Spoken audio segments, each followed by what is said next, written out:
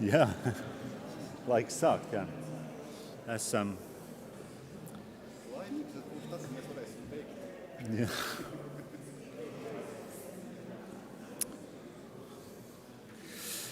Labrīt. Good morning. Good morning, ladies and gentlemen, dear participants of the conference.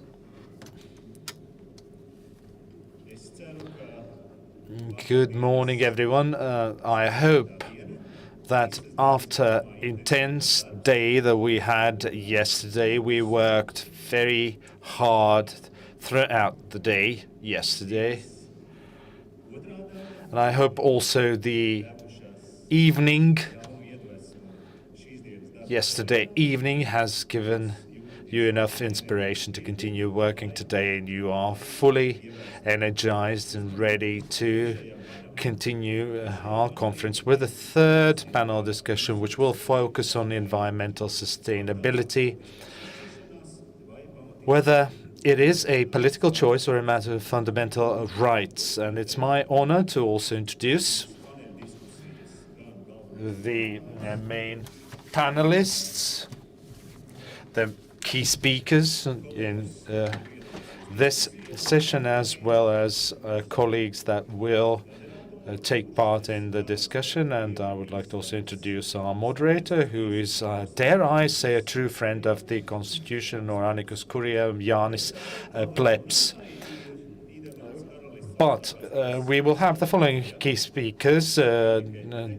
Dineke de Groot, President of the Supreme Court of the Kingdom of the Netherlands; Helen Keller, Vice President of the Constitutional Court of Bosnia and Herzegovina; Fabien Renaud, Rapporteur, General Vice President of the Reports and Studies section of the Council of State of France; and my colleague Anne Roding, Judge of the Constitutional Court of the Republic of Latvia.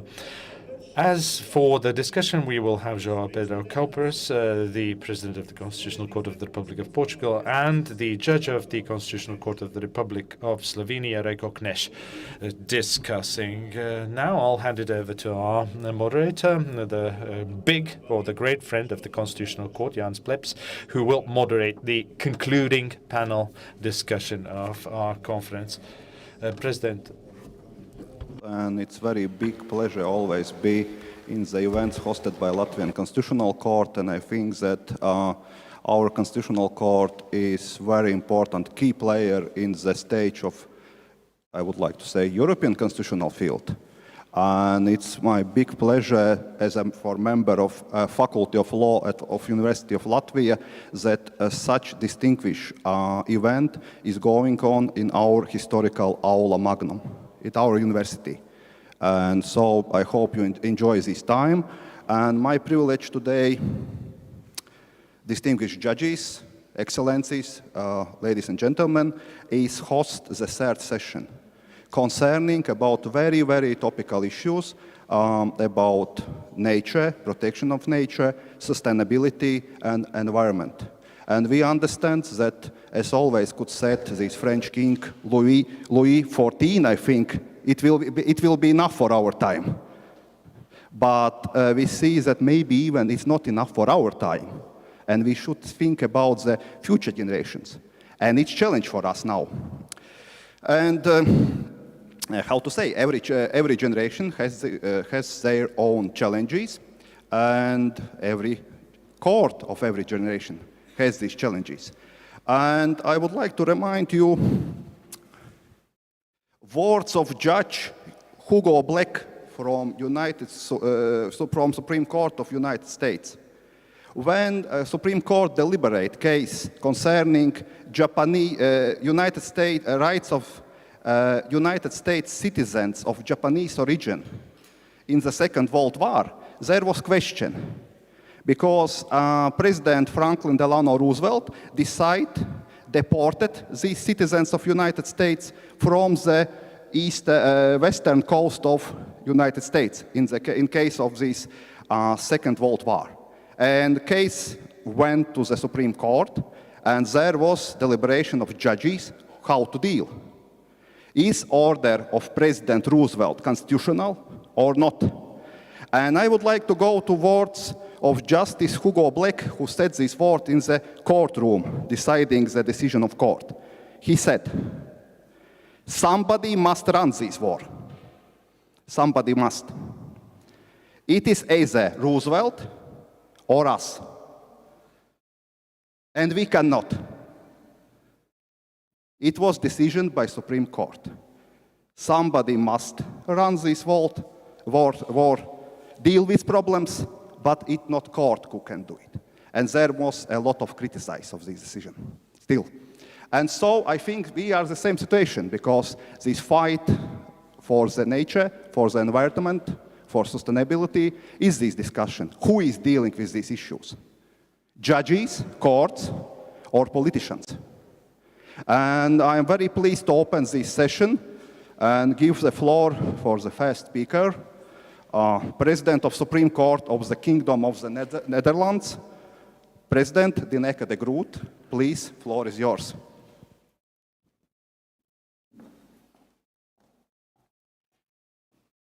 Thank you very much. Honorable President of the Constitutional Court of Latvia, dear colleagues, dear participants. First of all, I would like to congratulate you and the Latvian people on the festive occasion of the dual anniversary of the Latvian Constitution and its Constitutional Court, which we are celebrating during an excellent organized conference, where we can share profound insights about current and upcoming topics, challenges, sorrows, with regard to our tasks in the world, as well as friendship, good contacts, music. Thank you for that, and I hope we will continue in the atmosphere we had today. The program introduces this session of this morning by naming judgments of several courts, for instance in France, Germany, and the Netherlands, about legal connections between human rights and state obligations with regard to the reduction of the effects of climate change on environmental sustainability. In this introduction, it is stated that these judgments raise questions about the role of the courts in environmental sustainability and the limits of the court's jurisdiction. The introduction relates these questions to the topic of the normativization of the right to a benevolent environment. The constitutional current and future challenges of environmental sustainability indeed raise quite some questions. At first sight, the title of this session, Environmental Sustainability, a Political Choice or a Matter of Fundamental Rights, maybe seems to stimulate us to take a black and white approach between law and politics. However, matters of fundamental rights are generally intertwined with political and legal choices. My approach of the topic of this session is as follows. I will address 3 topics of a legal nature with potential significance for the sustainable availability of natural resources for mankind. These topics are state sovereignty, fundamental rights or human rights, and the position of courts. Their common legal nature is essentially the need for a fair balance between rights and duties. I start with sovereignty. There are 195 sovereign states on this planet that are recognized by the United Nations. By way of recognition of sovereignty, public international law acknowledges mainly that the sovereign state exercises control over its territory and is free to allocate national powers, to make national political choices, and to act autonomously as a subject of public international law. Ian Brownlee called sovereignty and equality of states the basic constitutional doctrine of the law of nations. The United Nations is based on the principle of the sovereign equality of all its members. And although a sovereign state is constitutionally independent, history shows us that sovereign independence cannot be considered as an absolute or static concept. For instance, long before public international law obtained its current position in the world, constitutional independency was not able to prevent that diseases spread to different state territories by people or animals moving around. Albert Camus told in 1947 in his novel La Peste the story that a life-threatening disease, like our pandemic today, does not disappear through the state's hermetic sealing of a community. The connection between independence and mutual dependence or interdependence of states is obvious in, for instance, the development of contemporary law of armed conflict or topics of migration. Ultimately, state sovereignty is dependent on mankind. The dynamic nature of state sovereignty enables states to exercise their sovereignty functionally and to take continuous responsibility both on the national and the international level. And to this end, states, as you know, have various instruments at their disposal. On the international level, often used instruments are the cooperation with other subjects of public international law and entering into bilateral and international treaties containing rights and duties the parties have agreed to. With regard to their environmental dependence and interdependence, states have increasingly taken on obligations, duties, in addition to their sovereign right to deal with the environment on the state territory. 50 years ago, in 1972, the Declaration of the United Nations Conference on the Human Environment was the first world conference to make the environment a major issue. This declaration stated as the first principle, I quote, "Man has the fundamental right to freedom, equality, and adequate conditions of life in an environment of equality that permits a life of dignity and well-being. And he bears a solemn responsibility to protect and improve the environment for present and future generations." 1972.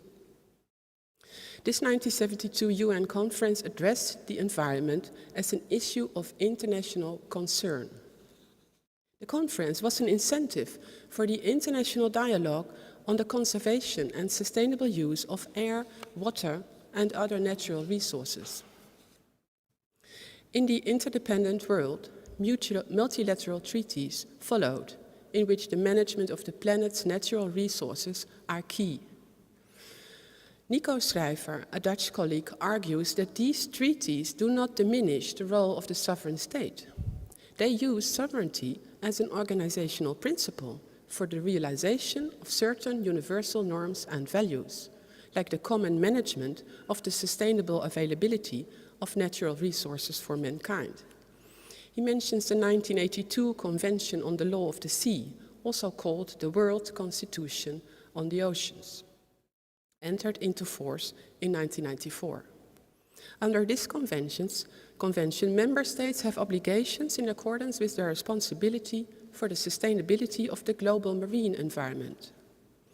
Nico Schrijver also mentions the 1992 Convention on Biological Diversity, entered into force in 1993.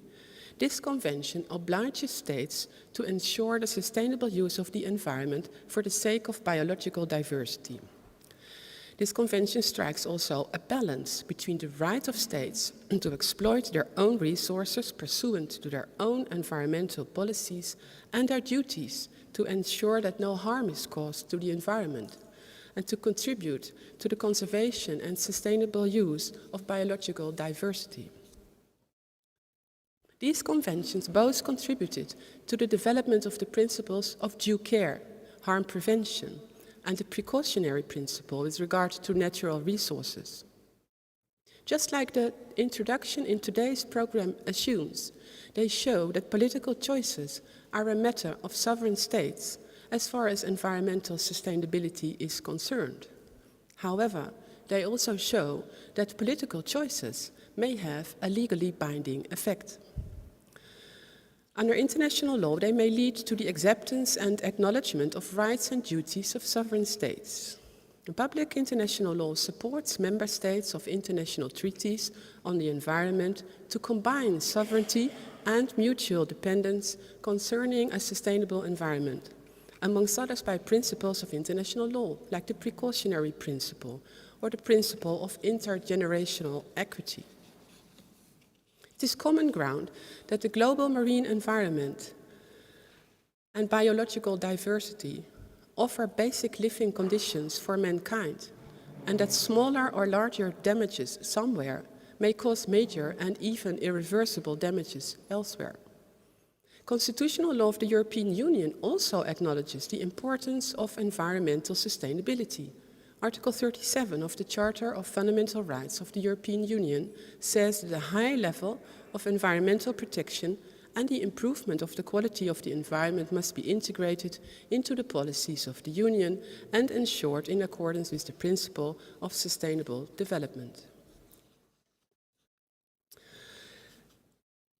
How does this combine with climate change? The 1992 United Nations Framework Convention on Climate Change entered into force in 1994. This convention has a near universal membership of states. The ultimate objective of the convention is to stabilize greenhouse gas concentrations at a level that would prevent dangerous human-induced interference with the climate system. It states that such a level should be achieved within a time frame sufficient to allow ecosystems to adapt naturally to climate change, and to ensure that food production is not threatened, and to enable economic development to proceed in a sustainable manner. Mitigation and adaptation are both the focal points of the Convention in counteracting the effects of climate change. This convention only asks countries to adopt policies and measures against climate change and to report periodically. The 1997 Kyoto Protocol to this convention, entered into force in 2005, sets binding greenhouse gas emission reduction targets. And in 2015, the Paris Agreement, entered into force a year later, 2016, was the next legally binding international treaty on climate change. The goal of the Paris Agreement is to limit global warming to well below 2, preferably 1.5 degrees Celsius, compared to pre-industrial levels. To achieve this long-term temperature goal, countries aim to reach global peaking of greenhouse gas emissions as soon as possible, to achieve a climate-neutral world by mid-century. The Paris Agreement is a binding agreement in the multilateral climate change counteracting process, with a common goal for states to mitigate climate change and adapt to its effects. But contrary to the Kyoto Protocol that imposes greenhouse gas emission reduction targets, the Paris Agreement calls for voluntary national action plans for the reduction of the emission of greenhouse gas. These are called nationally determined contributions, or NDCs. The Paris Agreement provides a public register for NDCs. It obliges parties to share information regularly about the achievement of their NDCs. It organizes a dialogue with support of experts between the parties and about the results in light of the agreed objectives. The Paris Agreement is legally binding for the parties on the one hand, the states, and respects national sovereignty on the other hand, by this dialogue. It lacks legal coercion. It provides mechanisms for the enforcement of the targets in the NDCs, like international cooperation, transparent exchange of information, monitoring, and the urge of soft law mechanisms, apart from technical and financial mechanisms. In 2021, the NDC synthesis report showed that states must redouble efforts and submit stronger, more ambitious national climate action plans if they are to achieve the Paris Agreement goal of limiting global temperature rise by 2 degrees, ideally 1.5, by the end of the century. John Knox describes that the effort to apply human rights to climate change began a decade before the adoption of the Paris Agreement and culminated in the Paris Agreement itself. He mentions resolutions, reports, and statements within the area of international cooperation in which is expressed that states have generally accepted the idea that human rights are relevant to climate change. And the preamble of the Paris Agreement explicitly expresses this idea. It takes into consideration that parties should, when taking action to address climate change, respect, promote, and consider their respective obligations on human rights. According to Knox, it is a clear key point in the Paris Agreement that human rights obligations with relevance for climate change rest on states, and that states should respect, promote, and consider these obligations when taking action to address climate change. Indeed, the international community generally does not deny that human rights are relevant to climate change. Both human rights of individuals and groups and international obligations of states on the sustainable use of the environment are based on international law. Results of scientific research about climate change show clearly that climate change is life-threatening for mankind and more generally for living creatures of current and future generations. However, the territorial and material scope of protection of human rights is subject to legal debate, as well as the question which human rights are at stake with regard to climate change. The fact that climate change was not yet seen as a problem when human rights treaties were created after the Second World War does not justify excluding new threats to existing human rights from the protection of the human freedom and human dignity of the people for which protection human rights treaties were developed. In essence, one could argue that many issues in international law depend on whether life is sustainable at all. If territories cannot be inhabited due to flooding, or if human life is suddenly ended by natural disasters, there is little point in having detailed rules on many other matters. Nonetheless, this leaves open how human rights relate to the obligations that states have undertaken under international law in order to counteract the effects of climate change. As long as states would comply with those obligations in such a way that their efforts result in the necessary mitigation and adaptation of greenhouse gas emissions and in a sustainable use of natural resources, human rights issues would perhaps be less decisive in the debate about climate change. But as I already mentioned, it has been reported that the efforts of states are not strong enough to achieve the Paris Agreement goal of limiting global temperature rise by 2 degrees, ideally 1.5, by the end of the century. And then it's not surprising that given the risks of climate change, people have started to seek access to national and international courts. Under these circumstances, courts are facing questions about the relationship between human rights and state obligations with regard to climate change. Cases about climate change submitted to courts by individuals or groups against state powers like governments concern different environmental issues, like for instance reduction of greenhouse gas emissions, access to information, human rights, protecting biodiversity, etc. A lot of topics. In this context, the role of the judge is to decide on the particular dispute as presented by the parties. Although the European Convention on Human Rights does not explicitly mention a right to a healthy environment, the exercise of some of its rights may be breached through harm to the environment and exposure to environmental risks. There is currently a substantial amount of case law of the European Court of Human Rights on environmental matters. The judgment of the Dutch Supreme Court of December 2019 in the case of the Foundation Agenda against the Dutch state allowed to stand the order which the District Court issued to the state and which was confirmed by the Court of Appeal.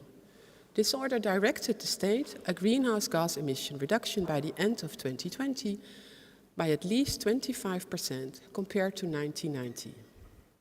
Pursuant to Articles 2 and 8 of the European Convention on Human Rights, the Court of Appeal can and may conclude, according to the Supreme Court in the Netherlands, that the state is obliged to achieve that reduction due to the risk of dangerous climate change that could have a severe impact on the lives and welfare of the residents of the Netherlands.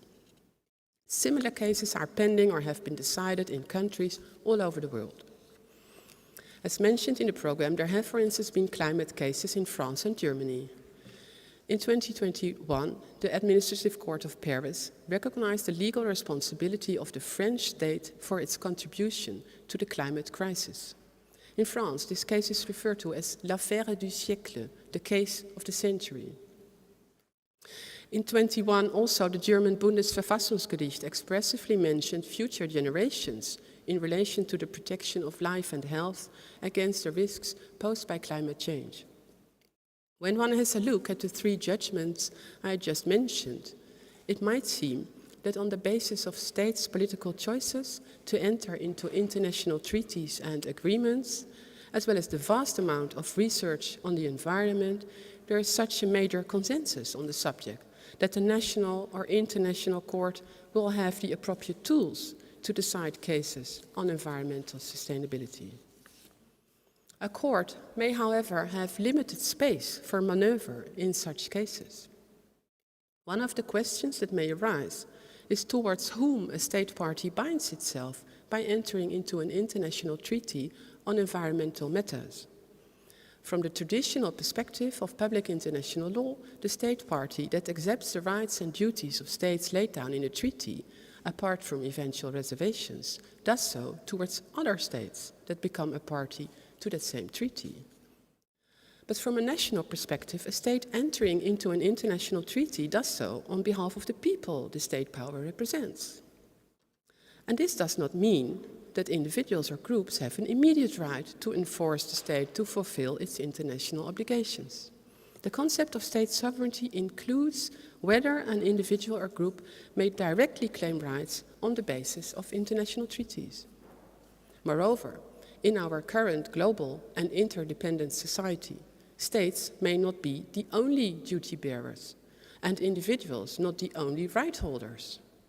The presence and influence of multinational companies, international institutions, public interest groups, and a revaluation of the environment and non-human creatures may have significantly altered traditional views on fundamental rights. Other factors that could impact the space in which a court operates are debates on the extent to which the environment is endangered, as well as who should be providing a remedy against climate change.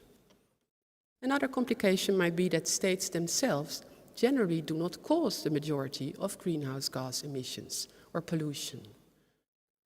Degradation of the environment is usually caused by companies and individuals, even though they are not the duty bearers within the traditional international law system.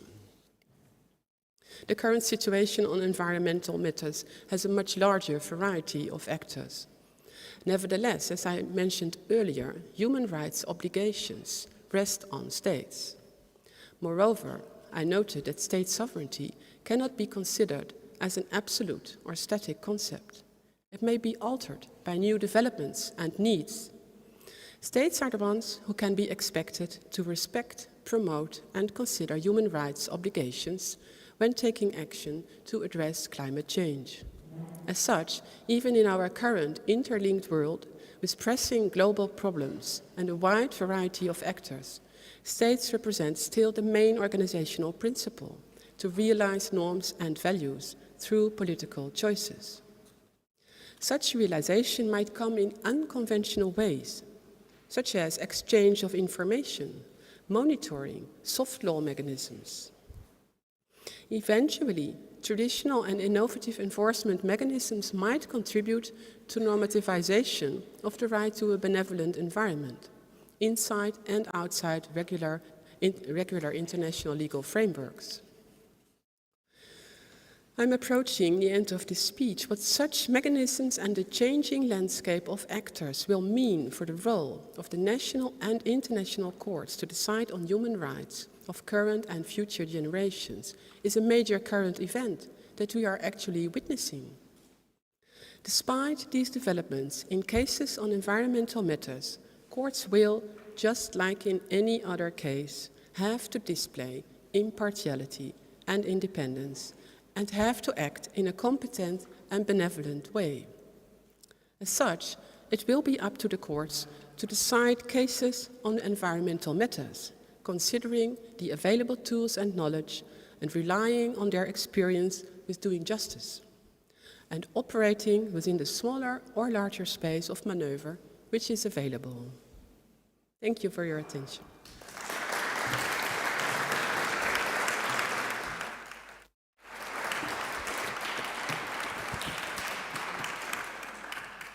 President de Groot, thank you a lot for your, I would like to say, deep perspective of public international law.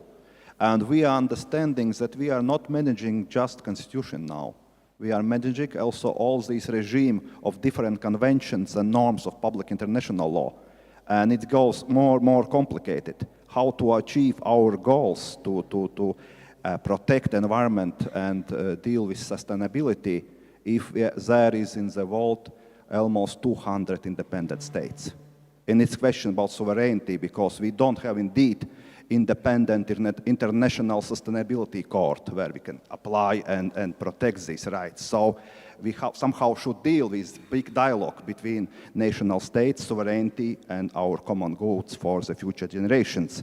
And we will continue, I think, with one more excellent speaker, and I really enjoying these discussions today with you. Vice President of the Constitutional Court of the Bosnia and Herzegovina, former judge of European Court of Human Rights, Helen Keller. So, Madam Vice President, floor is yours. Thank you so much. Dear President of the Constitutional Courts, dear colleagues, let me first join the previous speaker in thanking you for having invited us to celebrate the Republic of Latvia, but also the court. It is a wonderful opportunity to be here. And in thanking you, I wanted to stress two things. You have mentioned several times the organizational committee. I think they have done a really excellent job. We, as invited persons, we were in touch with Marika, and I wanted to thank her and her team for the excellent organization and that everything went so smoothly. The second thing is, I wanted to thank you for the music. I never ever attended a conference where music played such a prominent role. And I can assure you, you cheered us up and you warmed our souls, so thank you very much for that.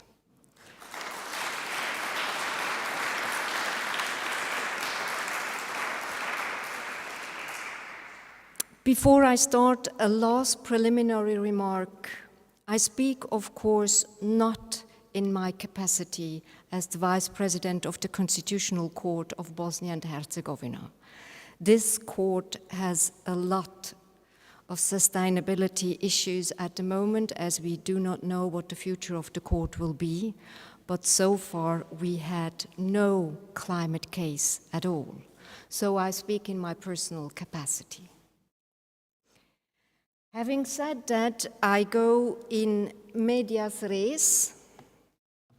I have structured my presentation around three questions. First, I will try to explain why climate lawsuits arise in general and what the common arguments are against courts taking up these lawsuits.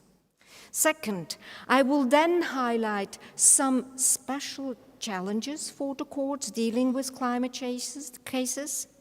And last but not least, I would mention some particular problems for the European Court of Human Rights in dealing with climate cases. I start with the following questions. Why do these climate litigation cases occur? There are several reasons. Many people feel existentially threatened by climate change.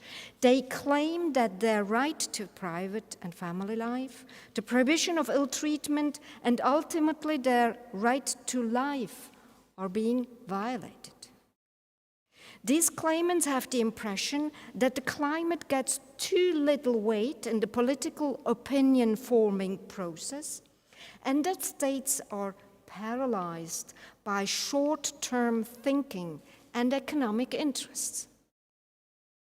Third, in many countries, there are no or not enough binding standards for climate protection. On top of all this, and this was mentioned by my previous colleague, there is no international climate court. So in simplified terms, we are confronted with the following situation. great need for action, low density of normative requirements, and lack of a political avenue for accountability. As a result, more and more individuals are invoking human rights before national and international bodies in order to challenge climate inaction. This is where it starts to get exciting. In the political and scientific arena, a heated debate has arisen around the question of whether courts should decide these climate lawsuits. What are the most common arguments against climate lawsuits? First, courts are not democratically legitimized and therefore should not decide such cases. A very common argument in the country I come from, Switzerland. Second, human rights are not climate protection rights. Third, since there are too many different interests at stake and complex scientific evidence that judges are not in a position to appreciate, courts are overwhelmed by this type of cases. And last, it is up to the legislative branch to deal with climate change. The first argument supposes that in a democracy, many issues may be subject to reasonable disagreement amongst the public. It is for the population to resolve them through political process. Since judges are generally not elected by the public, they cannot decide such matters. This argument is an all-round attack against courts that denies the court's function in a constitutional democracy. It is unreasonable to await the resolution of reasonable disagreement amongst the demos during periods of ongoing infringement of fundamental rights. Courts thus fulfill an indispensable task of protecting rights whilst the political process is in motion, rather than subverting the political process. As for the second argument, that is probably correct. Human rights, especially as they were adopted after the Second World War, were primarily intended to protect individuals from direct state interference. Climate change was not even an issue in the 50s and 60s. However, all human rights bodies have emphasized that human rights must be interpreted in a contemporary manner and that people must also be protected against new forms of threat. The third argument against climate action has also some merit. Indeed, we are confronted with many different interests when it comes to climate lawsuits. And judges are not scientists or economists. But are these problems so unusual for courts? No, I don't think so. It is the same in other areas. Think of modern reproductive medicine.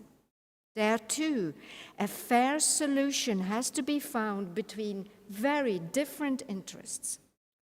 Courts can, and in many cases have, creatively used the adversarial process, evidentiary rules, the power to make use of independent experts to understand complex scientific information. And finally, as to the last argument, yes, it is up to the political branches to define concrete solutions to complex problems surrounding environmental sustainability, such as what is the sufficient extent and fair manner to mobilize resources to address climate change. Fair enough.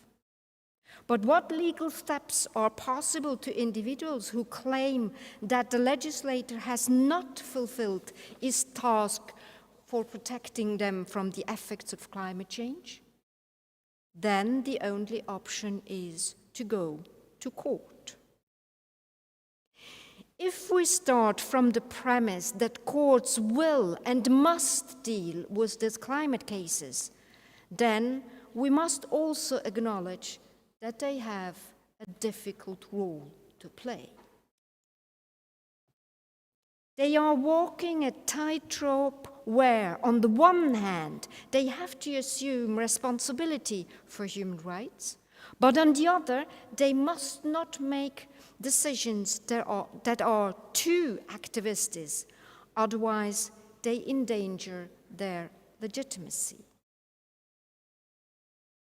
Climate cases raise difficult threshold questions, and I will mention a few.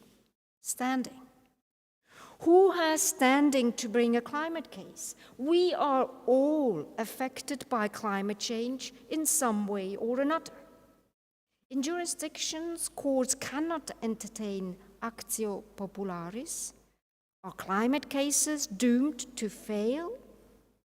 While some individuals may be specially affected, their vulnerability can only be appreciated in a relative sense, such that we can always find others who are more vulnerable. For instance, children generally might be specially affected, but not when compared with children living in environmentally sensitive areas. So drawing the line between separate claims by persons with clear locus standi on the one hand and actio popularis on the other may not be easy. Extraterritorial conduct. There is then the question of the limits of court's jurisdiction, ratione loci. The effects of climate change on the local population are a consequence of not just local greenhouse gas emissions, but also extraterritorial emissions. To what extent can courts exercise jurisdiction over the extraterritorial conduct of governments and extraterritorial effects of the government's local conduct? The substantiation of claim. What is the extent of substantiation required for right-based climate claims to be admissible? Apart from identifying the relevant human rights and how they are affected by climate change, should the applicant also demonstrate the insufficiency of state responses to climate change at the admissibility stage? Apart from these admissibility issues, which are not trivial at all, there are also quite difficult questions on the merits. Climate science. While the IPCC reports are an important and authoritative source of information, they are not prescriptive on the steps that the international community as a whole or individual states must take. The scientific evidence purporting to identify the minimum burden that must be taken by each state to fight climate change is not value neutral. It is based on assumptions about the minimum level of development that developing countries are entitled to and the responsibility of developed countries for historical emissions. Do any legal sources tell us which values the scientific evidence can and cannot be based on? The minimum burden. Related to this is the question, how should courts ascertain whether the government's climate targets conform to the minimum burden that human rights law requires them to take up? What is the legal salience of historical emissions of developed countries? While on the one side, it may be argued that historical emissions should not lead to responsibility because at that time climate change was not a known phenomenon. On the other side, it might be argued that responsibility may be based on the fact that developed and emerging economies are continuing to benefit from the gains attached to their historical emissions in today's time. Causation. How should the court temper their legal test of causation, accommodate for uncertainties in the forecast?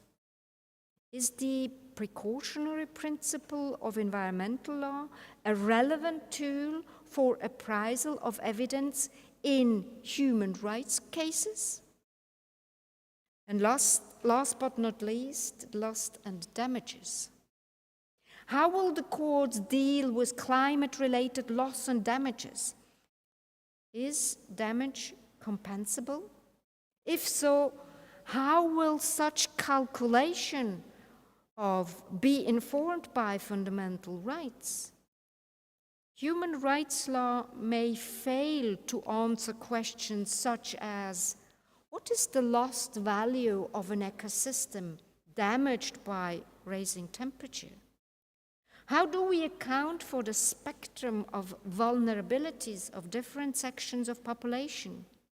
Who may be affected by a range of different climate-related environmental events? You see, the questions are difficult, but this does not mean that courts should not develop answers. They should resolve them step by step. I turn now to the European Court of Human Rights. Several climate cases are pending before the Grand Chamber of the European Court of Human Rights. All eyes are eagerly watching Strasbourg. It is almost as if humanity is expecting a salvation-promising judgment from Strasbourg. It will be some time before we get that far, but I would like to warn against excessive expectations. This is because the issues that arise for national courts also arise in a similar form for the European Court of Human Rights. There are other problems, and I will give you some example. Jurisdiction. Can we interpret the concept of jurisdiction under Article 1 of the Convention to conclude that member states are responsible to all individuals affected by climate change globally? Can individuals outside Europe claim protection under the Convention? Exhaustion. What are the requirements for the exhaustion of domestic remedies in a case of a global problem whose victims are situated across different Council of Europe member states, the so-called espace européen? The applicable law. How should the court deal with the fact that it only, in inverted commas, has to apply the convention, which says nothing about climate change?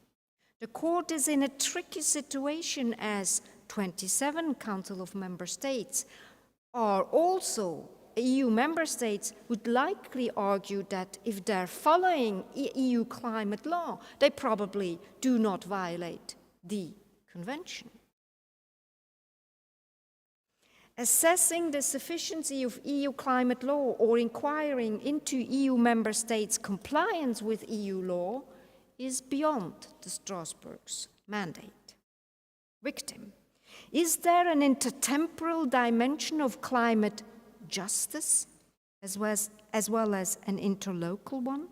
Can people in other regions of the world invoke the lack of climate protection measures in Europe?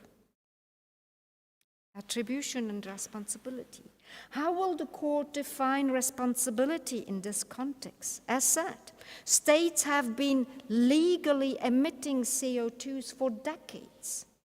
Is there a historical responsibility of industrialized countries that the court must take into account in the balancing of interests? Equality. Do we have to recast the principle of equality and the prohibition of discrimination so that we can create climate justice? And lastly, margin of appreciation and subsidiarity. Should the court avoid applying the margin of appreciation doctrine in these cases in assessing the ambitiousness of state climate targets, considering that state authorities have always underestimated what emissions reduction targets they are capable of meeting? How could a climate change judgment be reconciled with the subsidiary role of the Strasbourg Court vis-à-vis the member states? There is still a long way to go for the courts on the international and national level. Those who expect the courts to realize climate justice are likely to be disappointed. Courts are not the right address when they have to propose solutions to problems affecting society as a whole. When it comes to compensating for socio-economic inequalities or establishing distributive justice between the global north and the global south, the courts are likely to be overwhelmed. Nonetheless, I am convinced that the courts will play an important role in addressing the climate crisis. They will always be able to answer specific questions that are important for legislators and governments.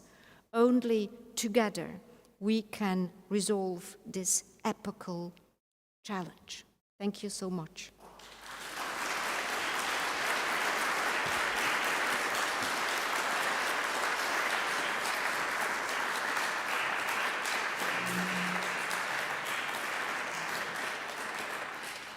Thank you, Madam Vice President of the Constitutional Court, for your kind evaluation of Latvian culture. Indeed, our culture is a very important issue for us, and it's one of our, I would like to say, concerns about the future and reasons for our sustainability. Not only nature, but also cultural heritage, our local traditions. And I am sure that Professor Rodiņa soon will speak about Latvian traditions in the environment, constitutional principles. But it's my big pleasure to give the floor to member of Conseil d'État of Republic of France, Fabien Renaud. Please, the floor is yours. Thank you. Mr. President of the Constitutional Court of Latvia, Mr. Professor, dear participants, dear colleagues, first, let me join the previous speakers to thank you, Mr. President, and all your team for the organization of this brilliant conference. And not only we had very interesting exchanges, interventions, but we had unforgettable moments yesterday, especially for the dinner, during the dinner. And so I wanted to thank you very specially for that. And I'm very honored to be there, to have the opportunity to celebrate with you the anniversary of the Latvian Constitution and Latvian Constitutional Court, and to have the opportunity to talk with you on a very important issue, sustainability and environment and fundamental rights. I will try to give some a kind of answer to all the questions that have been raised, especially by the previous speaker, by presenting the decision the Conseil d'État of the French Republic had the opportunity to take last year. First, I would like to remind that French administrative courts in general and the Conseil d'État in particular have long been competent to judge litigations on environment. In France, this began as soon as the early 19th century with the application of the decree issued by Napoleon in 1810 to regulate industrial manufacturing. And this kind of litigation developed during the 20th century, including with the EU law for example, on the birds directive, etc. But it was very local litigation, and fundamental rights seem to be quite far away from this kind of litigation. All this change at the beginning of this century, and in particular in the few last years, with a completely new type of litigation, climate change cases. Indeed, associations, communities, citizens have chosen to go before the judge to force the states to act more in the fight against climate change. And Vice President Keller explained why they choose to go before the judge. And this new litigation, I think, raises very new and very difficult questions for the judge. I will be quite quick because the previous speakers have explained it very clearly. But just a few words. Who should be entitled to go before the judge, since climate change concerns virtually everybody? What is the competence of national judge, especially on issues on an issue that is completely global? On what legal grounds, since the legal framework is quite limited on climate change itself? Relying on what kind of expertise, since this litigation tend to be very technical? And these litigations expose the judge to particular risks, that of being too cautious and not fulfilling its role as guardian of the law and in particular of the fundamental rights. But on the other hand, that of going too far and allowing itself to be drawn in a quasi-militant approach, undermining its legitimacy. That of being instrumentalized, including by governments, who may be tempted to transfer to the judge the responsibility of difficult decisions that have to be taken. All judges concerned have developed a specific approach to find the right balance between those risks. I would like to develop here the approach followed by the Conseil d'État in the case that is known as Commune de Grande-Synthe. So in 2018, the Commune of Grande-Synthe, which is a municipality of 20,000 inhabitants on the north of France, on the shore of the Northern Sea, sent a letter to the Prime Minister requesting that the state take additional measures to reduce more greenhouse gas emission, GHG emissions. And this demand was rejected. Then the municipality of Grande-Synthe asked the Conseil d'État to annul this refusal. It argued that this refusal to take additional measures to reduce GHG gas emission was contrary to the Constitution, to the European Convention of Human Rights, to the Paris Agreement, and to the European and French texts adopted to implement this agreement. In its defense, the state argued first that the appeal was inadmissible, and second, that the appeal was unfounded. The Conseil d'État responded by two decisions. In a preliminary ruling in November 2020, the Conseil d'État ruled three things. First, that the appeal of the municipality of Grande-Synthe was admissible. And for this, the Conseil d'État based itself on the particular geographical situation of that very town. I mean, at the edge of the sea, very exposed to submersion, so on very particular characterization of this town. And therefore judging implicitly that any municipality nor any individual would not necessarily have been admissible. Second, the Conseil d'État admitted the intervention in support of the municipality of several associations for the defense of the environment and other cities very exposed to the consequences of climate change. Finally, the Conseil d'État defined the legal framework of the dispute. It specified that it would assess the legality of the refusal to take additional measures in the light of its compatibility with respect for the target set for 2030 for the reduction of GHG emission and with the trajectory set for achieving these targets. Indeed, a French law and a European regulation have said that in order to implement the Paris Agreement, France should reduce its GHG emission by 40% in 2030. The law also referred to a decree that tasked of determining a trajectory to achieve this objective.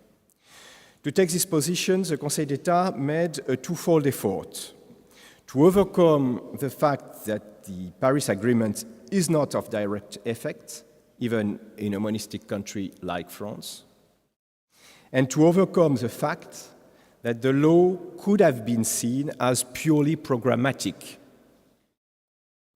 The Conseil d'État considered that the objective set by the legislator should be interpreted in the light of the Paris Agreement and therefore should be regarded as legally binding, as a legally binding objective. In other words, the Conseil d'État chose to take seriously the objective set by the Parliament to implement the Paris Agreement and to appreciate, therefore, the legality of the refusal to take additional measures with regards to its compatibility with this precise objective. After allowing several months for the parties to exchange within this legal framework, the Conseil d'État issued a second decision on July 1st, 2021. In this second decision, first, the Conseil d'État held that the refusal to take additional measures was not compatible with the trajectory for achieving the minus 40% 2030 target, given, one, the delay already incurred since the objective had been set, two, the inadequacy of the road already traveled, and three, the magnitude of the efforts required in the years to come to meet the target. I have to stress that this potentially very delicate assessment was facilitated in this case by the fact that the state itself did not seriously dispute that additional measure was necessary. Second, the Conseil d'État therefore annulled the contested decision, and last, the Conseil d'État enjoined the state to take additional measures before March 21st, 2022. Now the Conseil d'État is asked by the party to verify whether this decision has been fully executed. On the one hand, the states argue that yes, it is, pointing in particular the adoption of a law on climate change in August 2021 and the numerous decrees which are or will be taken for the application of this law. But on the other hand, the municipality of Grand-Sainte and the interveners in support contest this analysis and consider that the texts adopted remain insufficient for the decision of the Conseil d'État to be considered as fully executed. It will be up to the Conseil d'État to decide in the coming months whether its decision is fully executed or not. And if he considers that it is not, the Conseil d'État may decide to impose a financial penalty on the state, as it did in 2020 in the case of non-compliance with the European Directive on Air Quality. But it is clear that it will be a very technically very complex decision to take, because it is very difficult to assess the effect of a set of legal texts in a wide variety of areas on the global reduction of GHG emission by 2030. But no matter how complex this assessment is and will be, the judge will have to make it, ensuring to stay as objective as possible. One of the objective elements he could take into account could be the measuring of the impact of these measures by the state itself, and especially the credibility of that measuring. And if need be, he will have the opportunity to call for an independent expert or to open the gate to amicus curiae. To conclude, in the decision rendered by the Conseil d'État, I think three elements seem to me of particular importance. First is the question of the access to the judge. By its decision, the Conseil d'État has tried to define a reasonable standard, which implies that you have to prove that you are a bit more exposed to the consequences of climate change than anybody. It avoids actio popularis while letting reasonably open the access to the judge. Second, on the substance of the law. The Conseil d'État did not base its decision directly on fundamental rights, such as the right to life or the right to a healthy environment, etc. It chose, more modestly, but perhaps more objectively, to base its decision on precise objectives taken by the democratically elected authorities to implement the Paris Agreement, namely the 2030 target for the reduction of GHG emission. In other words, its approach could be resumed like this: since quantified targets have been set, let's at least verify that we can reasonably consider that they will be met without waiting 2030. In doing so, it has tried to fulfill its role while avoiding as much as possible the risk of letting its own subjectivity prevail. Third, on the positioning of the judge. The Conseil d'État annulled the decision and enjoined the state to take additional measures within a period of 9 months. But it did not say which measures should be taken. This is a matter for political choice of the democratically elected authorities. The role of the judge will to verify that the measures taken can be seen as sufficient to be compatible with the respect of the trajectory to reach the objective set for 2030. It will not be easy, but it is in the scope of what the judge can do. To sum up, the Conseil d'État has neither challenged the level of reduction of GHG emission goal, nor said that what measures should be taken, but it has tried to give full legal scope to the quantified objective set by the Parliament for the implementation of the Paris Agreement. And indeed, the Paris Agreement remains, it has been said by the previous speaker, remains the only global legal instrument at our disposal. The fight against climate change can only be effective if it is global. It is true that the Paris Agreement does not have direct effect, I said it already, even in a monistic country like France, but it is based on the logic of differentiated but shared efforts. And since we don't have a global court, the Conseil d'État believed that it's up to national courts to verify whether the NDCs taken to implement the Paris Agreement are respected. It seemed to me that the merit of this approach is that it's quite easily reproducible in other countries and probably through the whole world, since nearly all the countries in the world have signed the Paris Agreement. It's true that we have the US that went out, but maybe they will go back in. So since it's the only tool we have at our disposal, we believe that we should try to give it the most forceful legal effect. I thank you for your attention.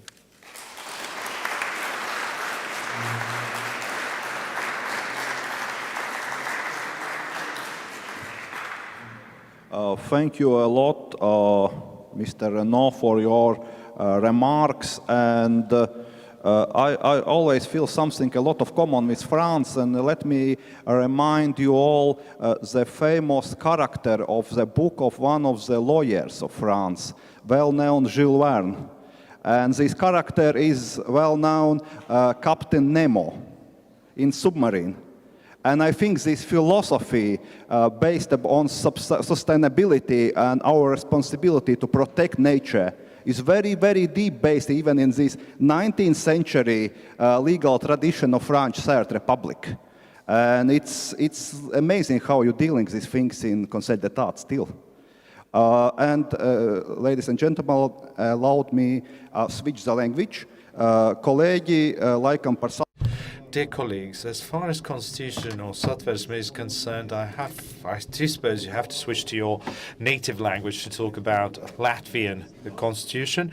It's my great pleasure to give floor to my teacher, my professor of constitutional law. She gave me the grade of 9. I wasn't excellent at constitutional law, but back when I was studying it, nevertheless, it's my great honor and pleasure to give the floor to Annette Rodin, Judge of Constitutional Court of the Republic of Latvia, and she will provide her remarks on constitutional aspects of the environmental sustainability. Dear participants, undoubtedly, in any area of the law where decisions are taken by the court, the precedents are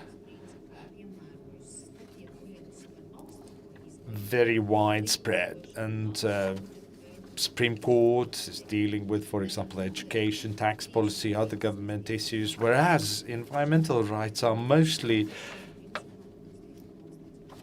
dealt with from the constitutional perspective. Moreover, if you look at the sustainability as a goal requiring us to balance various interests for the sake of the future generations, and the environment is definitely part of the sustainability and probably one of its core elements, because the environment is one of the preconditions for the human race to survive. Given into account the wonderful speeches or the arguments that were presented by the speakers before me, let me somewhat omit the international laws and treaties and conventions and decisions and the public international law doctrines. Instead of that, I would like to rather focus on the environmental and sustainability and how those intersect. I will talk about the constitutionality of the environment, which is a term or a notion which is new for Latvia. Nevertheless, if you carefully analyze our constitution, you will be able to find hints and nods to that. I will also like to highlight some of the procedural issues to give you a better understanding of how Constitutional Court can deal with climate cases. We'll also provide the conclusions or the opinion of the Constitutional Court, which talk about the intersections or links between the environment and sustainability and how those overlap in court decisions and how sustainability is viewed, for example, by judges when reviewing the cases linked to various environmental complaints.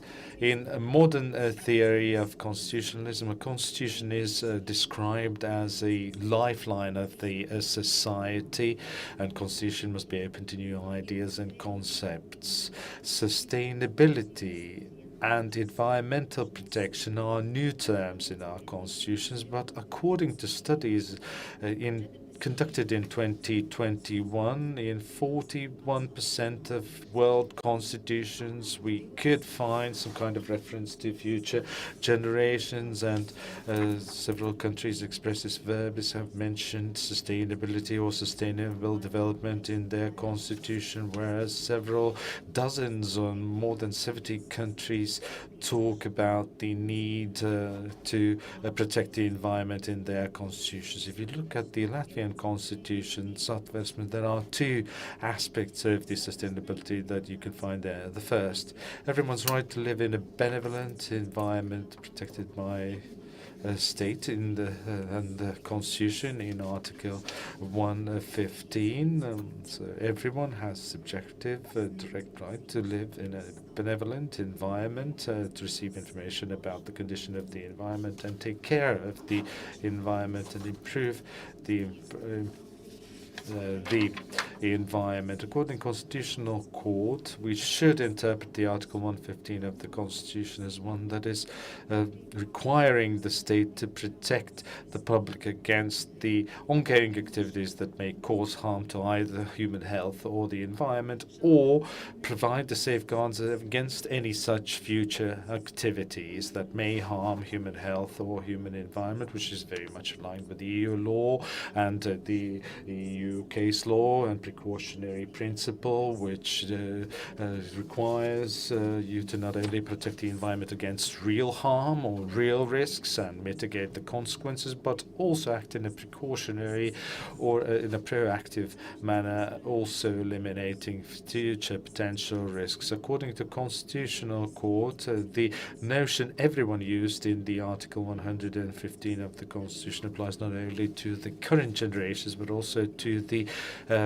right of the future generations to live in a benevolent environment, which must be respected upon deciding on issues related to the environment. Namely, the Constitutional Court, in revealing the contents of the Article 115 of Satversme, has taken into account the core of the sustainability concept and the interests of the current and future generations. Secondly, when it comes to environmental issues, Constitutional Court urges everyone to be responsible and as well as use a stricter sense to the term future generation or generations. Namely, the third sentence in the fifth paragraph of the introduction of the Constitution provides, and this is a quote, my President already quoted it, but let me quote it once again because this is very important in the context of my speech. Each individual takes care of the common good of the society by acting responsibly towards other people, future generations, the environment and nature. This reflects an individual's obligations in the Latvian society, or a person's place and role in relation to these values, and a responsible treatment of the environment means that you not only do not commit acts, but also act proactively to protect the environment. So the introduction of the Constitution reflects the substance of environmental sustainability, which prohibits a person from acting in a way that might jeopardize or seriously encumber the life of future generations. In view of this elaborated view of the preamble, it can be concluded that the Latvian Constitution has clearly joined those modern constitutions that have undertaken and defined not only environmental protection, but also the aim of protecting future generations as well as sustainable development as the overarching objective of the national development, with the main axis of the national development. In legal science, we know there is a term which exists, and this term is environmental constitutionalism. In Latvia, it is interpreted as our basic right to live in a benevolent environment, which is very broad, and also there is a reference to the principle of sustainability, which also includes environmental sustainability. Having such values, recognized values, and if a country sticks to environmental constitutionalism, a proper safeguards need to be put in place to protect such frameworks. So a question about the legal safeguards, therefore, is very relevant, including the protection of the Constitutional Court. Let me now focus on some of the procedural aspects of this issue.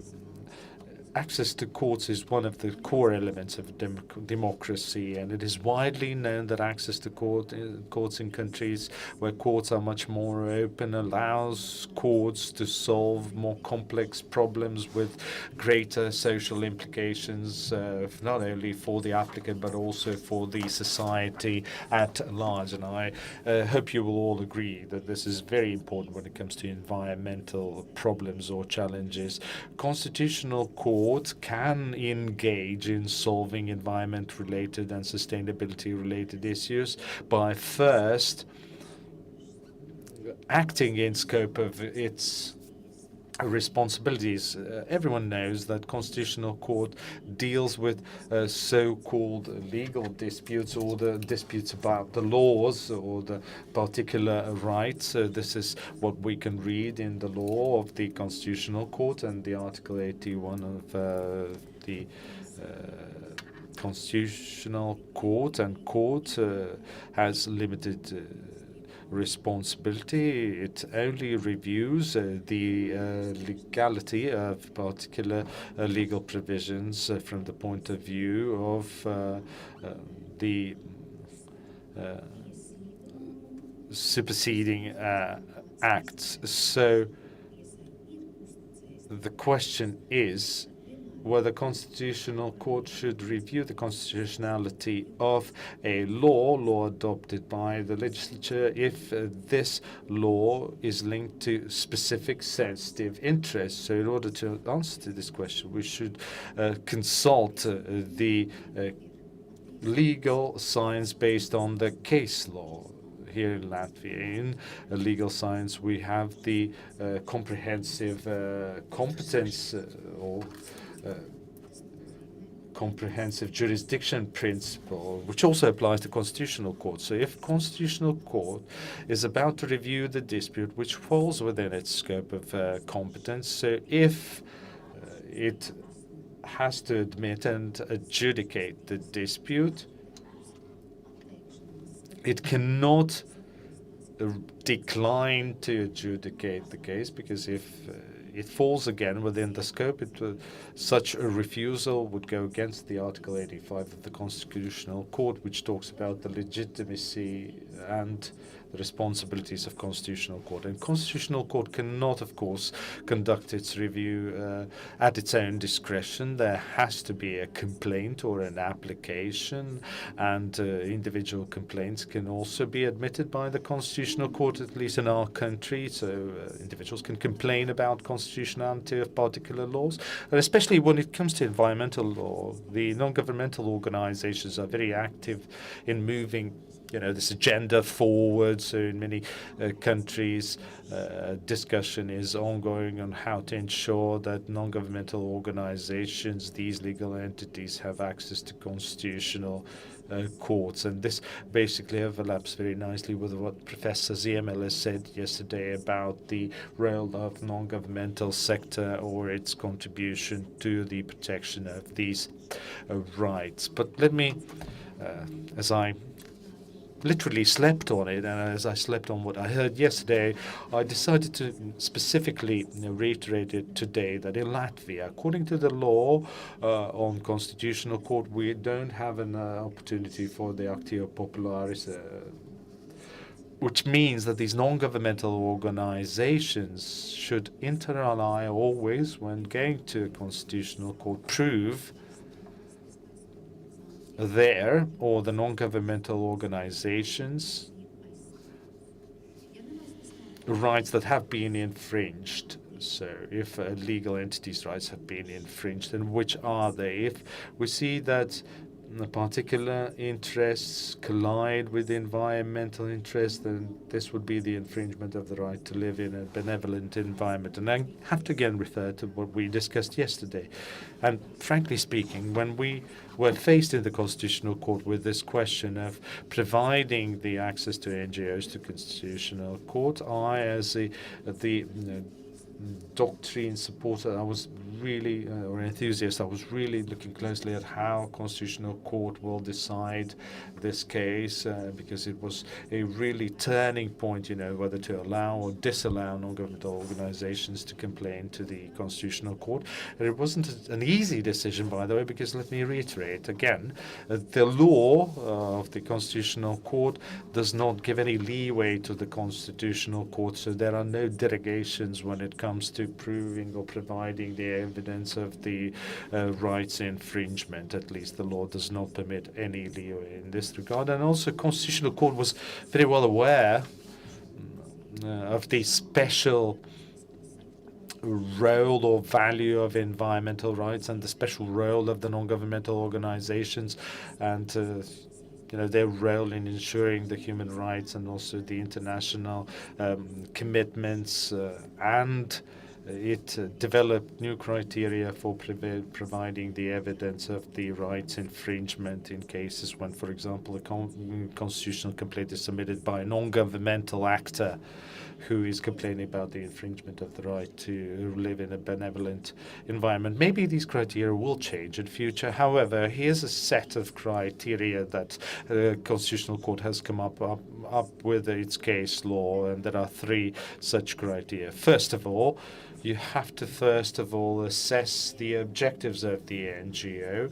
NGO needs to be properly registered according to all requirements of the law, and non-governmental organization should have had a track record of dealing with the similar infringements in past. And such approach of the Constitutional Court and similar approach, which is also shared by the Administrative Court, we are not talking about Administrative Courts just to save time and to focus really on Constitutional Court, but there are some colleagues from Administrative Courts, Administrative Court judges in the room today. They also have an important role to play in clarifying environmental disputes. So the approach of the Constitutional Court and the Administrative Courts is fully in line with the Aarhus Convention, and basically, our bench practices have been developed based on the Aarhus Convention, which requires signatory states or participating states create an efficient safeguards, which are also provided by the Constitutional Court. So the scope of responsibility of the Constitutional Court allows us to review spatial plans, which are binding regulations issued by municipalities. It can also review international treaties. So in other words, Constitutional Court can, through its rulings, comment its opinion on the environmental disputes or environmental rights infringements. It is an open-door policy towards non-governmental organization, which allows non-governmental organization to broadly engage in moving the agenda forward, and such participation of NGO is very essential to ensuring sustainability, and according to scientists, sustainability leads to greater equality and legitimacy. But when it comes to environmental law, there's another aspect to be considered, and I mean the so-called preventive or proactive principle. You can agree with some of the opinions that have been presented in some of the recent forums that potential cases, also cases going to the Constitutional Court, puts an obligation on the state to take a decision, well-balanced, well-informed decisions that cater to the needs of the whole society. And now, in the 5 minutes, remaining 5 minutes, I would like to draw your attention to the way the Latvian Constitutional Court in adjudicating environmental or environmentally related issues has applied the sustainability principle. These are 3 matters that I would like to underscore. Perhaps I won't be able to talk about all of them in detail. You'll have the possibility to read this in my article. One of the issues in which we clearly see this interaction between environment and sustainability, that was related to agricultural land. I chose to highlight this issue due to those relevant issues of today. We see the global events which obviously show how important agricultural land is, especially for producing food. The Constitutional Court has recognized that agricultural land is not only one of the important natural resources for the economy of for the national economy, but also has an impact upon benevolent living environment and is natural resource and agricultural resource. Being aware of its importance, the court has underscored that it's very important to maintain this land, especially for future generations. And the court has said that to preserve this resource for the future generations, appropriate requirements should be set regarding cultivation of this land. So this obligation follows from sustainability principle, first of all, to use and to cultivate this land. And secondly, which is also very important, the court has noted that while implementing this primary function, it is also important to preserve biological diversity, which is typical for Latvia, and in using and cultivating this land. It follows from this that the future generations and respecting the future generations is a central leitmotif in using agricultural land.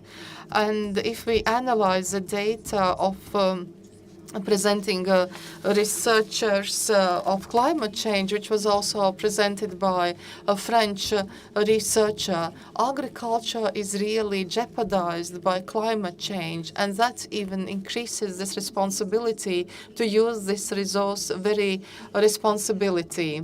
As the Constitutional Court has applied also sustainability principle in cases relating to spatial development and spatial plans, sustainability has been recognized as a principle in spatial planning.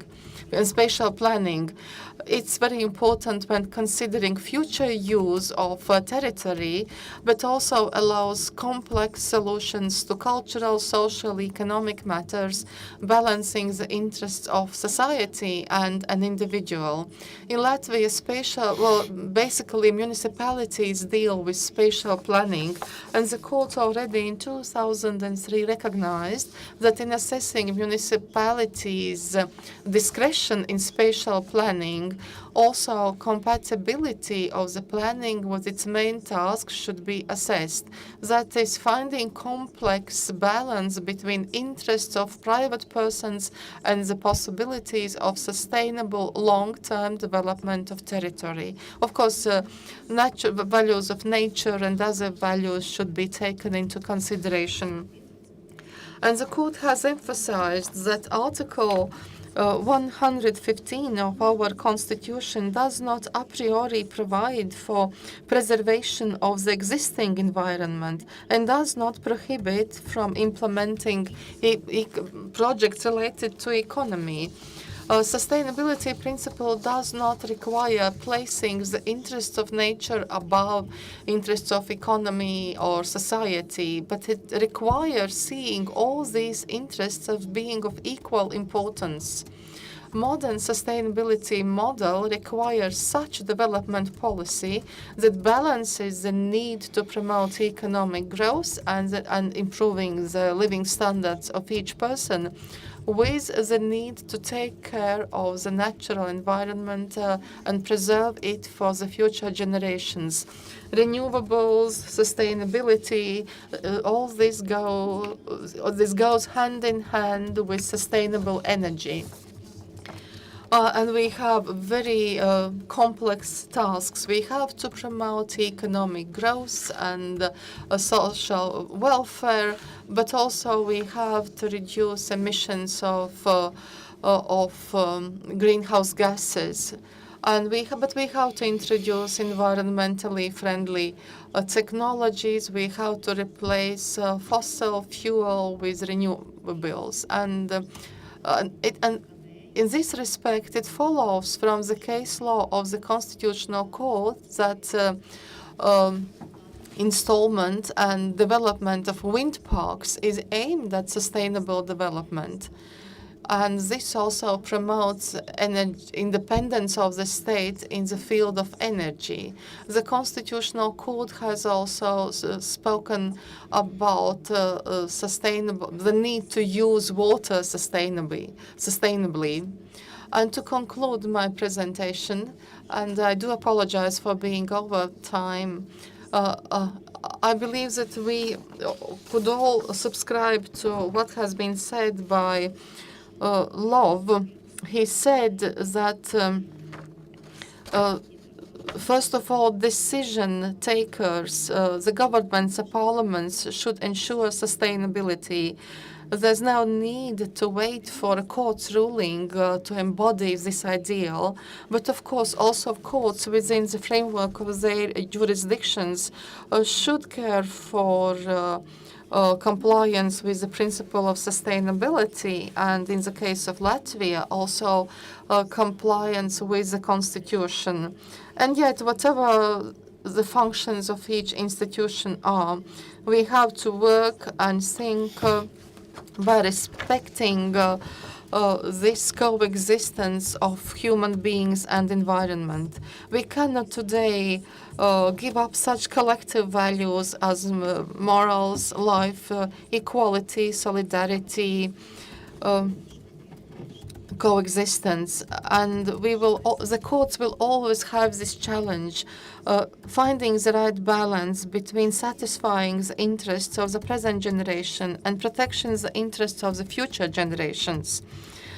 And thinking about this wonderful events that we are having, and also thinking about the topic of the conference, I would like to wish to all of us, to the present generation and to the future generation, that we would have the possibility to live in a benevolent, happy and safe environment. Thank you.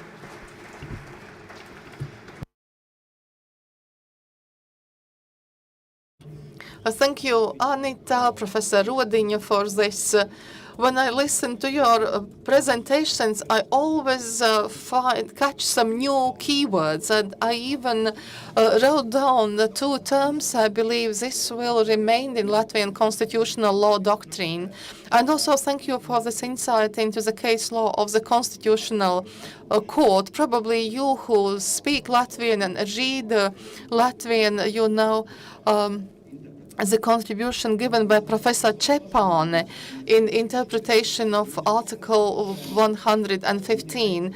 And Professor Čepāne promised that she would follow remotely the proceedings of this conference. And she asked us to be very cautious in analyzing the case law. But I believe that since Anita Rodiņa is now a justice of the Constitutional Court, she will definitely protect the values embedded in Article 115. Full range of perspectives, from perspective of Latvia, from perspective of France, from European Union perspective, from perspective of European Convention, and from perspective of public international law. So we have a lot of things to thought about, and we have also a time for discussions. And as organizers manage very well that we have some list of fast commenters or reflectants on these panels. And first, I have big honor to give a floor for comments to President of the Constitutional Court of the Republic of Portugal, João Pedro Kaupers. Please, President of Court, the floor is yours for comments.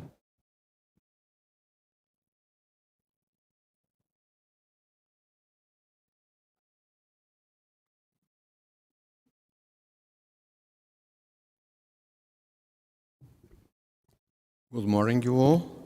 Honorable President of the Constitutional Court of Latvia, I thank you very much for your kind invitation to give me the honor, and that gave me the honor and the pleasure of participating in this celebration of the Constitutional Court of Latvia Centennial. Professor Plebs, fellow justices, professors and students, ladies and gentlemen. The difficulty of this issue lies for me in the impossibility of the alternative, at least in light of the Constitution of the Portuguese Republic. In fact, the provision devoted to the issue, Article 66, demands an answer that it is doubly affirmative, rather than disjunctive. On one hand, paragraph 1 of the provision treats the environment as the object of a fundamental right, the right to the environment, including this in the catalogue of economic, social, and cultural rights. On the other hand, paragraph 2, together with other provisions of our Constitution, namely Articles 9, 81, 90, and 93, outlines the essential features of a public environmental policy based upon the principles such as those of prevention, international cooperation, collective participation, liability, and information and publicity. As regards the fundamental right to the environment, it may require both positive and negative behaviors on the part of the state. In other words, it both precludes the state from involving itself in activities likely to harm or degrade the environment and requires that the state promote actions contributing to an improvement of environmental quality. To that extent, both are also under a fundamental duty to protect the environment. However, the fundamental right to the environment does not solely concern the state. Individuals and companies are also under an obligation to comply with it. To that extent, both are also under a fundamental duty to protect the environment, notably by abstaining from behaviors, both active and omissive, that may harm it. The collective defense of the environment is an essential aspect of the protection. This requires the existence of operative instruments ensuring and regulating the role of the collective entities and groups of individuals in defending the environment. Among these instruments, one should highlight the right to procedural participation and the right to popular action or actio popularis.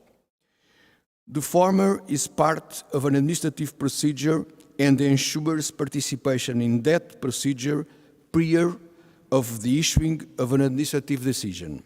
The goal is to reflect in it the values and goals of the environmental protection, influencing public decision makers and seeking to prevent them from adopting decisions that may harm the environment, either due to error, inaccurate information, or insufficient pondering.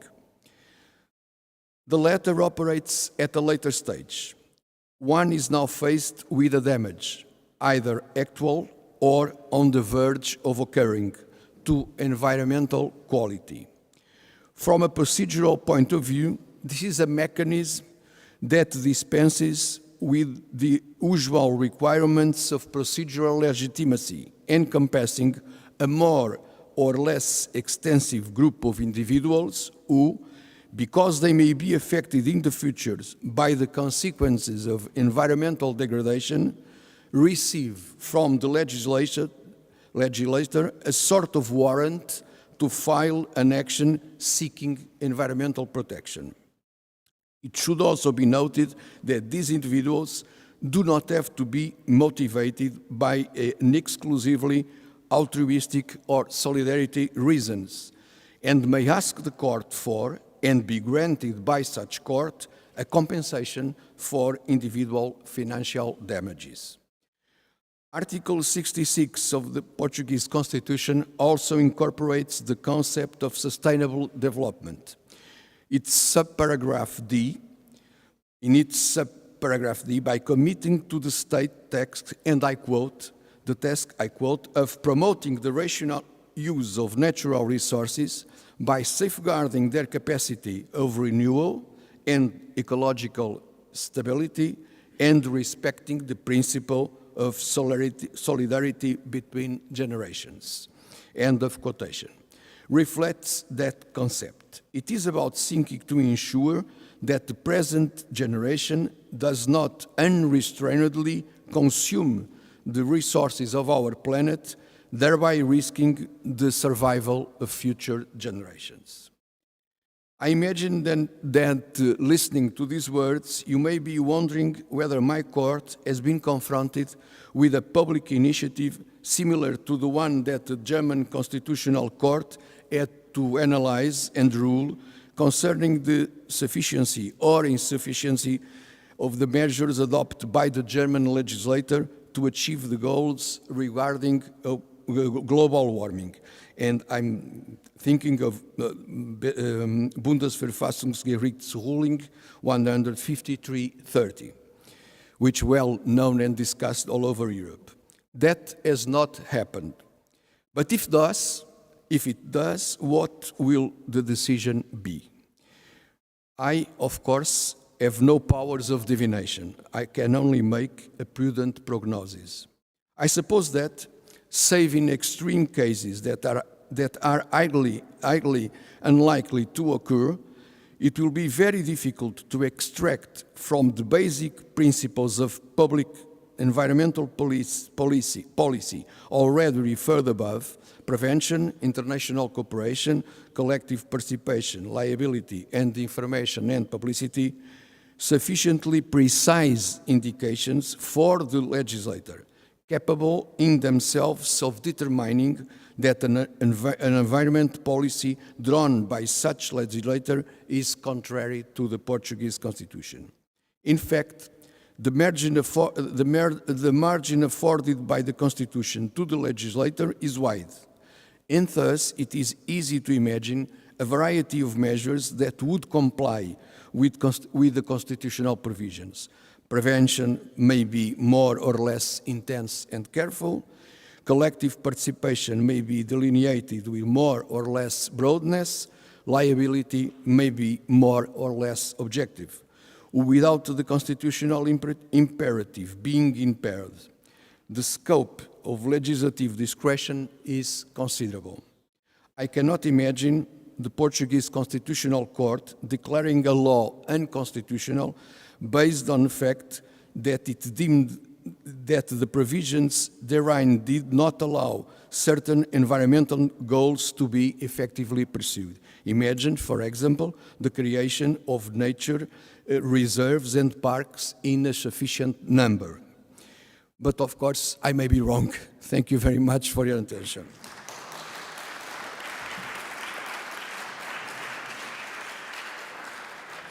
Thank you, Mr. President, for your remarks and perspective for Portugal Constitutional Court.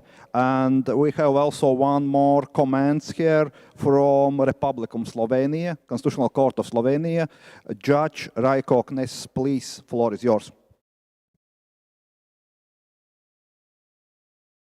Allow me, please, to spend just a little bit of my 5 minutes to join all these congratulations about the university of your constitution, and to congratulate you also for the organizing the conference. But I would like to add something that is not perhaps so visible, but we can feel it, and this is this really this warm attitude, this appreciation that I think that we can feel. And I think now it's a tradition. I think I'm lucky enough that I was able to be present at different conferences here in Latvia, in Riga, and also other events organized by the court, even when the president, Ineta Zimela, now judge at the European Court of Justice, was a president, and then Professor Sipova, and now you, Mr. President. I think that this is really traditional how you treat us. Thank you very much for this kindness. Yes, my role is actually to reply to what has been said today and in this panel, and mostly, if not for all what has been said, I can only not. I can only agree, but I would also like to add some additional arguments why I think that it's a huge task in front of the court, especially in front of the European Court in Strasbourg. And I will try to explain why. In addition, let me start with my premises. My premises are almost the same as I heard today. I think that the challenge is epical. I think that the climate change demands a huge transformation of the society as a whole. Not only industry, also the individuals. And it's not only the government, those who might be held responsible. So it's a huge, huge transformation, and I don't think that there were ever, in the past, that ever have been such a demand for transformation. I'm stressing this because if we see this from this point of view, it might be easier to rethink also the procedural and substantive issues in front of the courts. Procedural in the sense of legal interest, actio publiciana, etc., but also the substantial. I will start with the substantial issue, and then, if the time will still be available, then also about the standing. The question is, what can the courts do? Namely, I think, and I've been teaching the environmental law for now more than 25 years, the law is not in the foreground when it comes to the legal, to the environmental problems. The really substantive solutions are in other sciences, in natural sciences, in technical sciences, etc. The law, I know we don't like to hear that, but the law is more or less a tool. The law has certain very important legal instruments like strategic environmental assessment, environmental impact assessment, etc., sanctions, etc. But when it comes to the solutions, how to reduce the emissions, for instance, it's not the law the one, it's the technical solutions, etc. And this is why the rules in environmental law are so technical, complex, interrelated. So it's very interdisciplinary. This is why also Article 11 of the Treaty of the Functioning European Union demands to integrate in all politics the environmental solutions. Meaning actually that when it comes a case to the court, I realize that we judges, we can see the result of the end of the day. We can see the peak that we would like to achieve, or that the society would like to achieve. But how to get there, that's the real issue. That's the real issue. Now, if you ask me as a judge, can I decide something about the goal, the ultimate goal, but not knowing how to get there? For me, that's the problem. Because my decision might also cause problems. If I say, let's reduce emissions, so the companies, not only one, the companies will also have to reduce the emissions, meaning that they will reduce the volume of their production, meaning there will be layoffs, meaning people will lose jobs, there might be a social problem, etc. In horizontal cases, I assume they have certain allowances, how much they can emit. Now they shouldn't follow that allowances anymore. So I think that it might also cause difficulties and negative effects. And this is why I think I don't want to see that the court would remain speechless. Not at all, not at all. I think that this trias politica, separation of power, should not become a duas politica. So I think that the court should have a saying. But what to say, what to decide, in this picture that I try to picture, there is a learning from the past. In 1980s, the European Court of Justice gave a huge momentum to environmental policies. A really huge momentum. There was a European Commission who started with the environmental rules, but the member states at that time didn't follow totally the European Commission and the Council. But then the European Court of Justice said there should be an environment, a new policy area, environmental policy that should be integrated in all the other policies. And then the first change of the, at that time, Treaty on European Communities accepted this. And that was a huge momentum given by the judiciary. But court at that time stayed on the surface. It did not say exactly what to do. It left that to the European Commission and to the Parliament. And I think that the court should speak up, but to be careful. The case from France, it's a nice example. Thank you for that case. I mean, to me, it's the best example. I mean, we should be careful what to say, not to causing these negative side effects. This was my additional point to what has been said today. And of course, it doesn't make any easier what is in front of the court, especially in the front of the court in Strasbourg. And just 2 more sentences, if I can, about the standing. I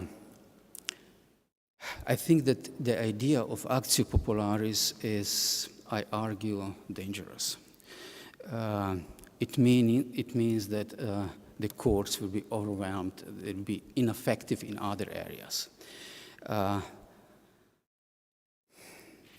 Actio popularis somehow denies the legal interests. It opens the doors totally. And with legal interests, how we interpret legal interest is how much we open the doors of the courts. And there should be a balancing. So we should open the door as much as possible to still be effective in all areas that we have, in all cases that we have at hand, not only in climate law cases. And I also think that I would give precedence to the NGOs. NGOs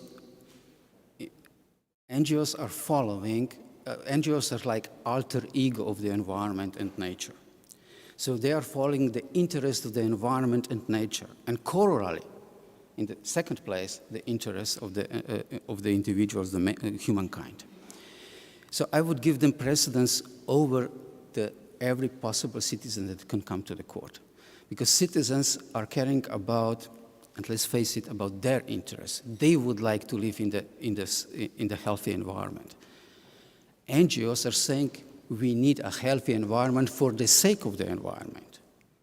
It's alter ego, it's something else. And they are combining the much more knowledge than individuals, etc. Here I can stop, and thank you. Thank you for this opportunity.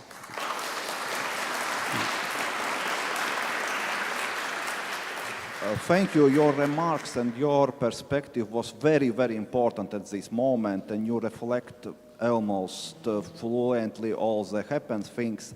I know that our time almost ran out, but still we have one more comment which I have to opportunity to give floor for short comment to the Judge of Supreme Court of Ireland, John McMenamin. So, Honorable Judge, please, short comment from your side. We should hear something from Ireland about this.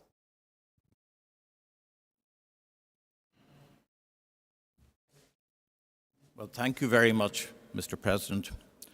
This speech is about 1 word and 2 days and will last 5 minutes. The 1 word I will explain why. I think there is a risk that we have to be careful, that we must be careful of in this issue. And that is the question touched on by the last speaker, judicial legitimacy.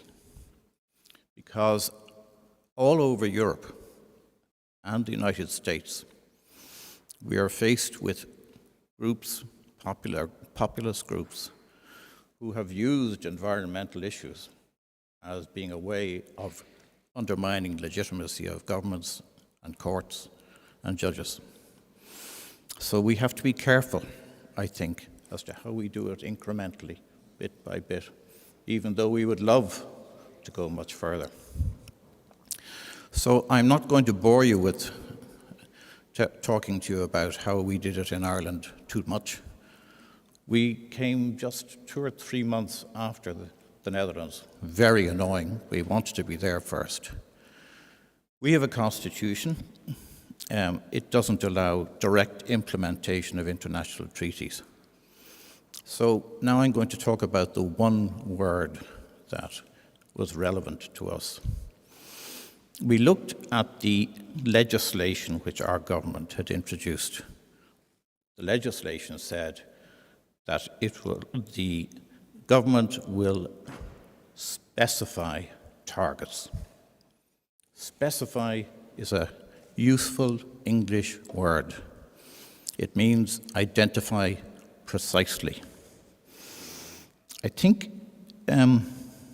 if I just check, it means notect in Latvian, specifier or angeben in German. And in each sense, it is one word which says to governments, if you say you're going to do something, you must do it, if you specify. So we looked at the legislation, and we found that the government had specified targets and that the government was not meeting those targets and could not meet those targets. So we quashed the plan that they had issued, which was to give effect to the legislation. Quashed means we declared it of no effect. So, ultra vires. And I know there's a temptation for all of us to say, well, if we judges don't do it, who will? Because it is difficult for politicians. But it seems to me that for all of us, we must realize that this is not only a judicial issue or a courts issue, but a political issue for people, the people. And the difficulty is that environmental and sustainability issues hurt poor people disproportionately. So we have to try and see how we do this while protecting poorer people and disadvantaged people. So I recommend the word specify because we quashed the plan that had been issued by the government. They had to issue another plan. They were furious because they are now in the difficulty that they have to produce a real plan. And I won't bore you with the niceties of Irish constitutional law. Our difficulty was we did not want to be accused of too much judicial activism, but we wanted to achieve the aim. How to get there. You don't do it by big jumps. So we did it by a very common law kind of way, just by interpreting the legislation. I think that's enough about it. I just wanted to make that one contribution. Now, the 2 days.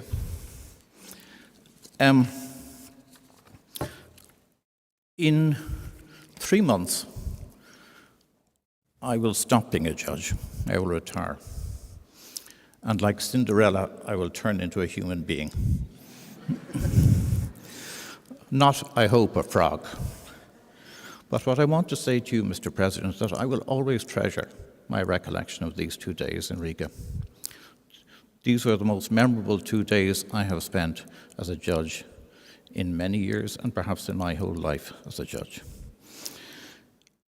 We came to discuss sustainability, but in essence what we are talking about, I think, are two big issues: the human spirit and self-determination. The human spirit, we saw so much of it in the music, and you are subtle people, you Latvians, because I know what you are conveying. You are conveying that the human spirit can be expressed in law and constitutions, but also in music, in language. And so thank you for reminding us of that. And secondly, we were reminded of self-determination, not only for individuals, not only for nations, but individuals and free will. And they're very closely linked. National self-determination is a right for every nation, especially like ourselves and some other nations who had difficulties with other nations to the east of them. We all have had that difficulty in the past. Self-determination, free will, we discussed that. Self-determination as nations, we discussed that. And are there any more important issues for us to discuss? I doubt it.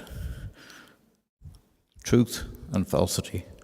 Only truth will make us free. Thank you very much.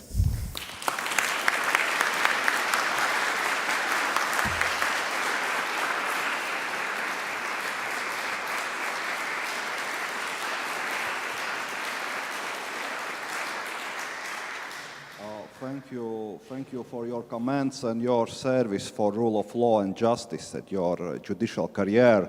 And I think that indeed Riga could be the best place where announce public retirement, and we hope that there is a life else after the court.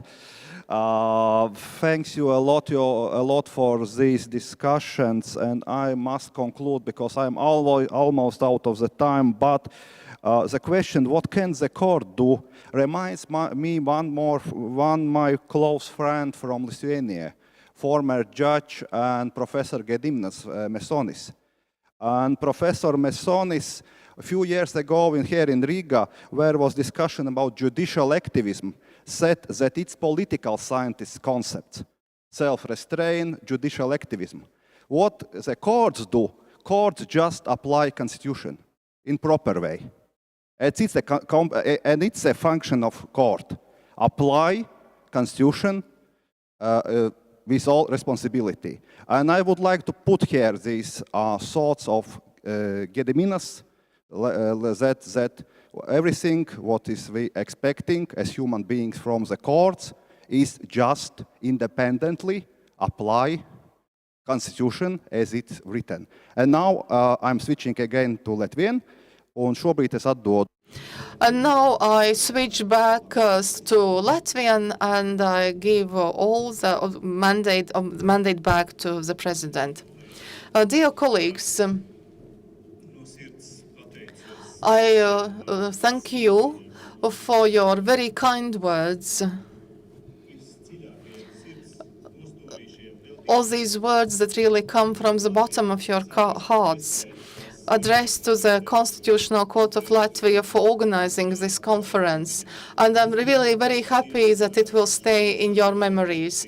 But I would like also to thank the participants of this final concluding discussion for the thoughts that you have expressed. We included this issue for discussion because we understand at our court that it's very hard to draw the line where the matter of law ends and the matter of politics begins. I don't know about the situation in your countries, but in Latvia, this whole matter of the limits of the court's jurisdiction is perceived as a very sensitive matter. Whenever someone believes that the court has exceeded the limits of its jurisdiction, it always causes in the community of lawyers very serious tension between the constitutional bodies as well. And it's not beneficial for Latvia's society. That's why we included this very sensitive topic on our agenda. And I understood from what you said that you all were referring to the existing case law where matters of cases have been already examined. And so the courts also have a certain role to play in those matters related to environment. But I also uphold what Mr. Knesh said when expressing his opinion. If we see some aims that should be reached in environmental law, it's not easy for the courts to say through their rulings how these aims should be achieved. And it's always this question, are we in law or have we already entered the field of politics? So I want to thank you for these discussions, and these really urge us to consider each case where we have the admissibility criteria that have been met, where the admissibility criteria have been met.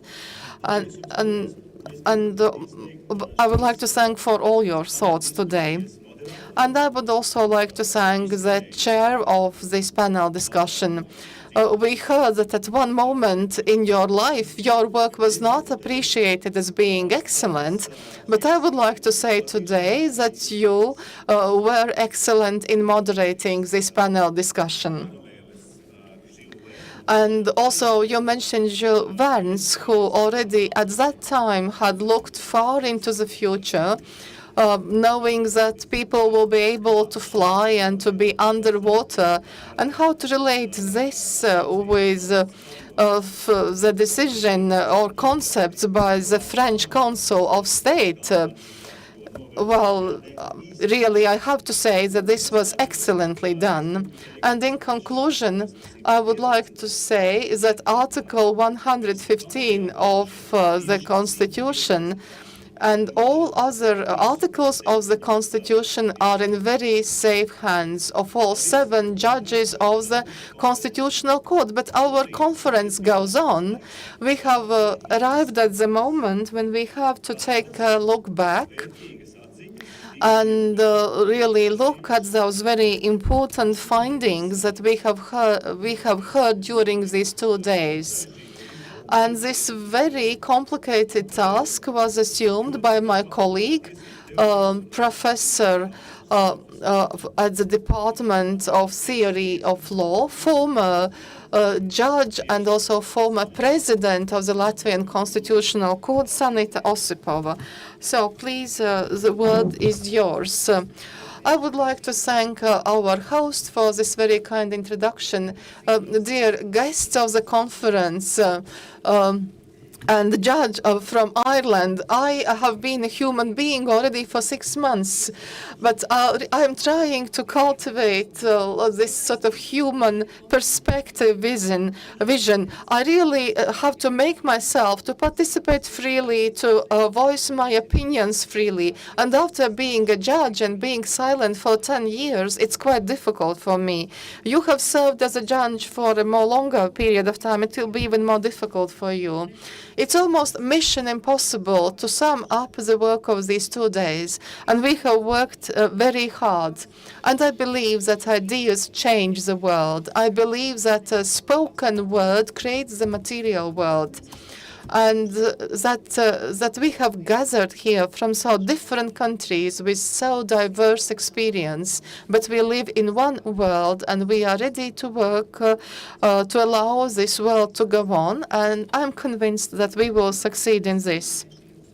Dear speakers, I will not mention you by names, because while listening to these presentations, and I saw that they were contributing to one another, and I saw this very strong closer texture appearing, and I saw a pattern appearing, and I will present the patterns that I saw to you. Perhaps someone else saw other patterns in all these presentations. This is my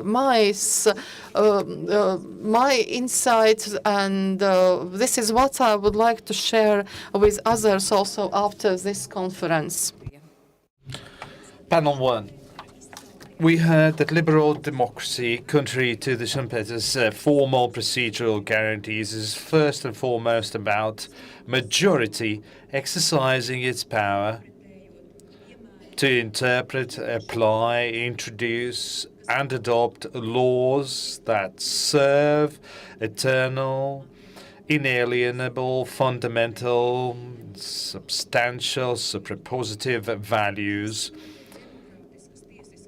by exercising the main functions of a democratic country ruled by a law that favor the majority and not the whims of the minority. That is what the sustainability is all about: continuity for the benefit of everyone, based or rooted in eternal values. Sustainability is not merely a technical term as we usually use it as an economic or social or environmental term or concept. In our case, sustainability is about resilience and balance in applying democratic values and protecting human dignity and right to live in a democratic country governed by a rule of law. Sustainability has become one of the pillars of democracy, and that's why sustainability is also very important for the militant or self-defensive democracy. Only a sustainable democracy will continue to be a democracy in future.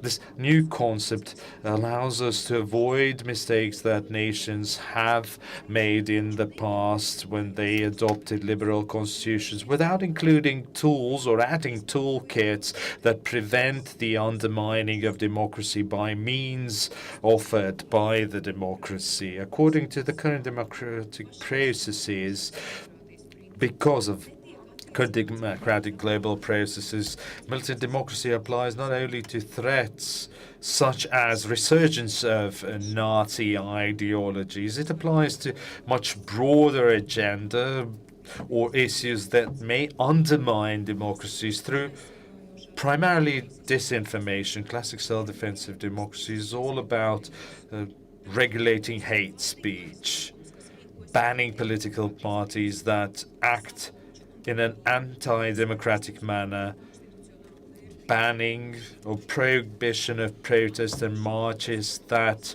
praise anti-constitutional values, the criminal penalties for certain political activities, as well as criteria for the potential candidates to various elected positions and limited terms in office. So there's no miracle cure for the sustainability of democracy. There's no silver bullet or recipe. Democracy and the political ideas and the pluralism underpinning it is a vast resource that we should treasure, but it also holds risks of destroying itself. We must unfortunately restrict certain rights to protect the democracy, and such restrictions need to be well argumented, even if we know that they will benefit the society and the democracy as a whole.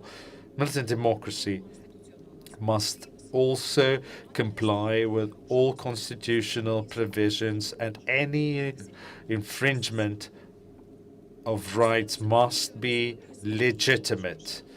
If we restrict personal rights for the benefit of collective sustainability, we must be very careful. We must have surgical precision and make the cuts at the right time and the right place. Like surgeons, we have to find the right place and time, which depends on the actual condition of the patient. We are fully aware that democracy as a system is fragile. It depends on everyone abiding by the rules of the game. Democracy lives in our minds and it is part of our cultures, and that's why we have such a great diversity of democratic traditions. An efficient, self-defending democracy should strive for the delicate balance between infringing the rights and, in some exceptional cases, sacrificing those rights to avoid potential abuse of democracy, or in other words, avoid threats to the society as a whole. Russia's unprovoked aggression against the independent sovereign state of Ukraine is a clear demonstration or a clear signal that democracy is not constant. It is not to be taken for granted. We must take care of it every day. We must nurture it every day, also protecting it through constitutional disputes and fights. And Ukrainians are currently fighting not only for their own democracy or their statehood. Wartime creates new leaders, places new demands, and requires to pool the resources for the nation to be able to swiftly and precisely react to all kinds of threats. Once Ukrainians prevail, will they be able to return to the slow developing democracy as a political system? Can we be certain that today's heroes will not be lured by authoritarian ideologies, or maybe the nation will ask its heroes to divert from the democratic principles and stay more than probably to terms which are allowed by constitutions in power? We must be vigilant. Once Ukraine wins against the external monster, the free and independent Ukraine is not pillaged by the Leviathan. After Ukraine, we will have to rebuild the economy of Ukraine, and we'll also rebuild the values of Ukraine and get rid of the authoritarian style of governance which was necessary to win the war. Our main challenge is not climate change or reduction of biological diversity or the pandemic. Our biggest challenge of our generation is the inability to separate facts from fiction, fake news from the attempts to manipulate our minds, and false facts being integrated into news. We must promote sustainable democracy. We must promote free will, personal autonomy, sense of responsibility towards your country. We must focus on spiritual values without allowing consumerism to thrive and material comfort prevail over everything. Let's not sell our homeland and democracy and constitutional values for comfort. Some of the panel members that the democracy is unfortunately threatened by the lack of knowledge, a lack of understanding where the truth and ends and lies begin. The ability to self-determine and self-organize requires knowledge and readiness to engage. Only if the nation is educated will be able to withstand the threats to the democracy. I listened to various speeches and I was thinking to myself, we are 2 weeks away from the election. 19 political parties have published their manifestos. I went through those manifestos and I started thinking, can political parties promise its voters anti-constitutional manifestos or anti-constitutional things? And I realized that probably yes, because Constitution talks about the governance system, so the proportional or other elections and other approaches that are probably not fully in line with current Constitution. But whether political parties can divert from constitutional values, basic principles, and basic rights. Can they limit the independence of the judicial power? Can they promise something like that in their manifestos? Or can they discriminate? For example, one of the manifestos offers to discriminate based on ethnicity, on sex, sexual preferences. Can a constitution defend itself or protect itself? Yes, it can. And I've been interpreting provisions of the Constitution for 10 years, and Constitution would never allow legislature to adopt any of such constitutional promises. But why do political parties keep including these promises in their manifestos? Well, because the tool that is responsible for the implementation of Constitution, or the Central Election Committee, is not taking the responsibility to exclude parties from the elections that are threatening democracy or limiting or offering to restrict the fundamental rights, which means that we have still a long way to go to build a properly self-defending or self-defensive democracy, although Constitution protects the Constitution and constitutionality against any and all institutions that might threaten it or unwittingly compromise it. Secondly, the fundamental rights in the age of modern technologies. The state exists as long as it caters to the person. The state is successful because of the people that live in it. A state has captured people's minds and hearts, and once it disappears from our minds and hearts, the state has no meaning anymore. That is why obviously, the second panel focused on the basic rights that need to be protected in the age of modern technology. We all agree that rapid technological and scientific advancement and progress has influenced the way our societies operate nowadays. Just look at the way we communicated a quarter of a century ago and today. And there's a huge difference, huge progress has taken place. We have numerous advantages that technologies present to us. We can communicate more in intensely, more actively. There's greater transparency, greater freedom of expression, but there are also inherent risks. Internet is a double-edged sword. It's neither good nor bad. It's all about the way we use this tool, whether we use it to create or to kill. Some of the speakers mentioned that UN Human Rights Council already in 2016 adopted resolution on the protection of human rights online. According to resolution, as media reported, UN has recognized people's rights to internet as fundamental rights, and now governments will have to ensure that every individual has access to the internet, because if you provide rights, you need to also provide the obligations. However, resolution does not talk about these rights or obligations. Human Rights Council considered in principle internet a new tool for the communication interaction between people, where human rights have to be guaranteed in the amount that we can enjoy them in the real life. But how to achieve that? How can a state reach something that goes beyond the jurisdiction of a nation state?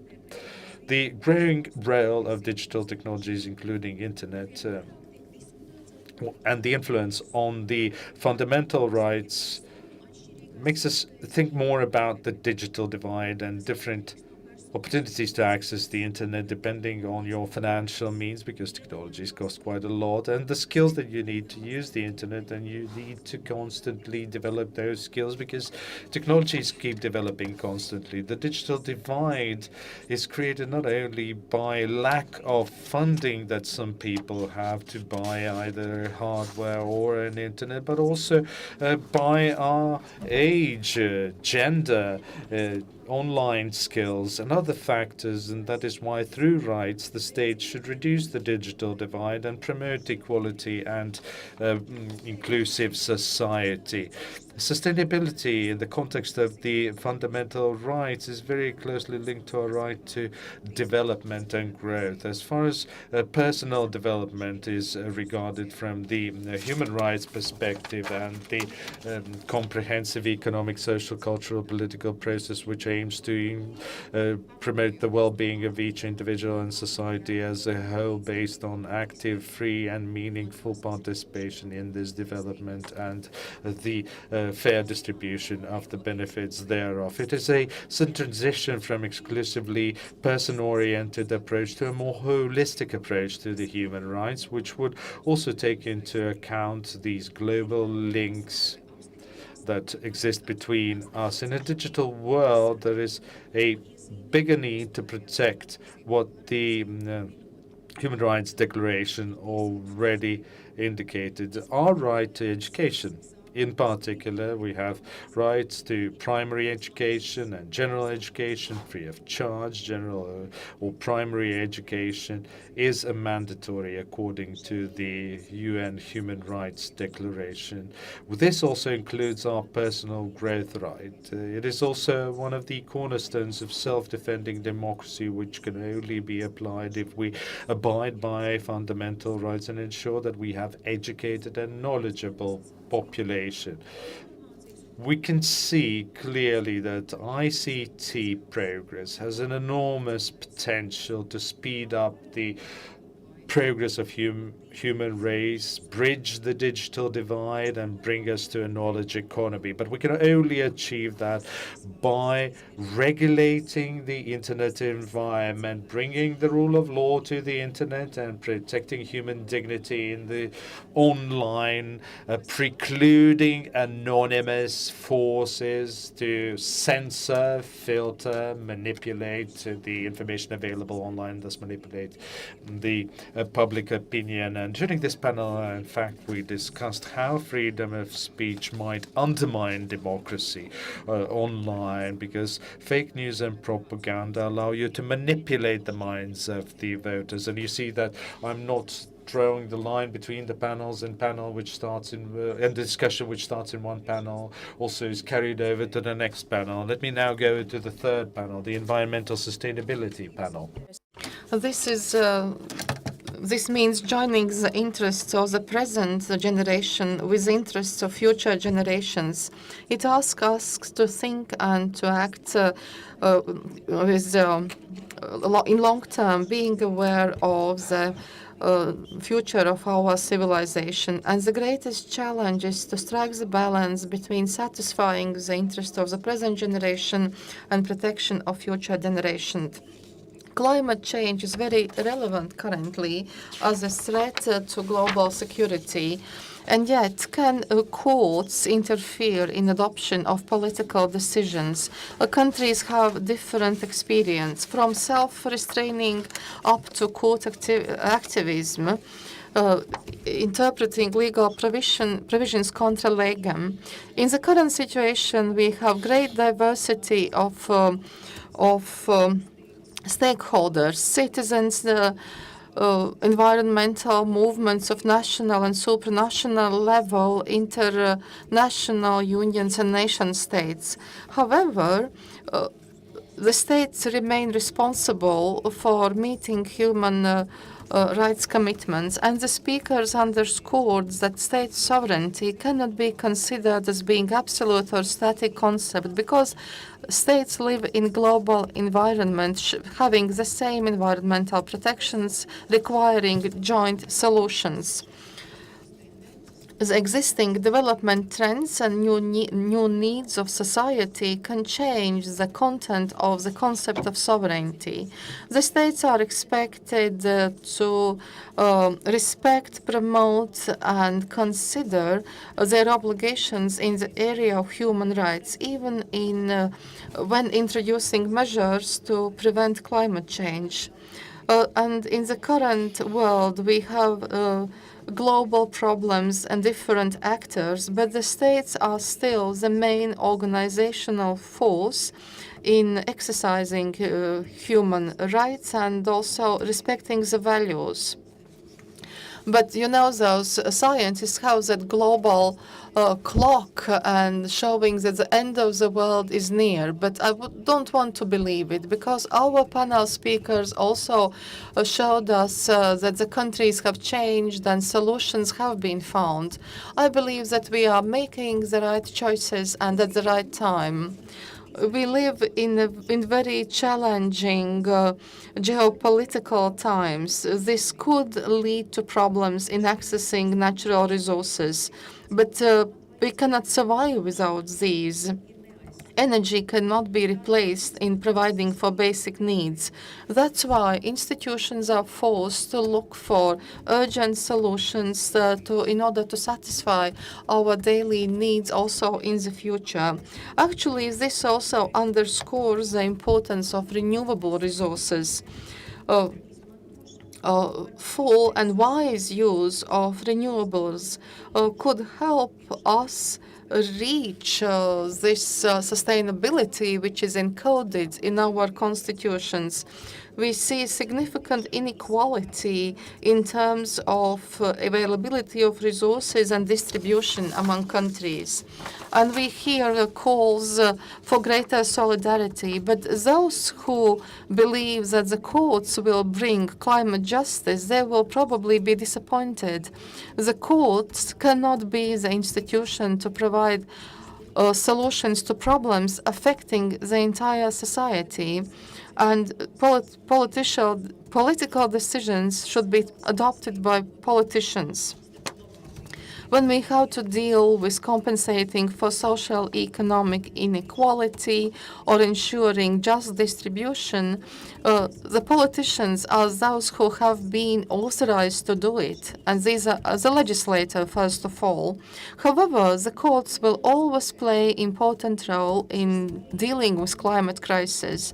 The courts will always be dealing with conflicts and will provide answers to specific questions which are important for the legislators and the governments in order to act fairly. We can only deal with it jointly. While listening to these three panels, I felt quite convinced that we have enough legal tools in our hands to deal with all the problems, and I really wished from the bottom of my heart to future generations to deal with other problems, because we will solve this present one. Thank you.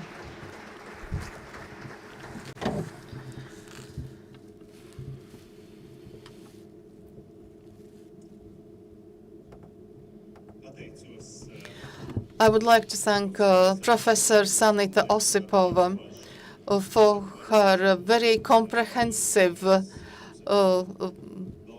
summing up of this conference, which was really based on your very extensive knowledge and experience. And that could be felt also in your reflections on some very relevant matters in the current Latvia, and also the way you linked these to the topics that we have examined. My dear colleagues, we are very slowly approaching the end of this conference. I have a very nice feeling. I think we've done a good job. But before we take leave of each other, I would like to just mention three things. First of all,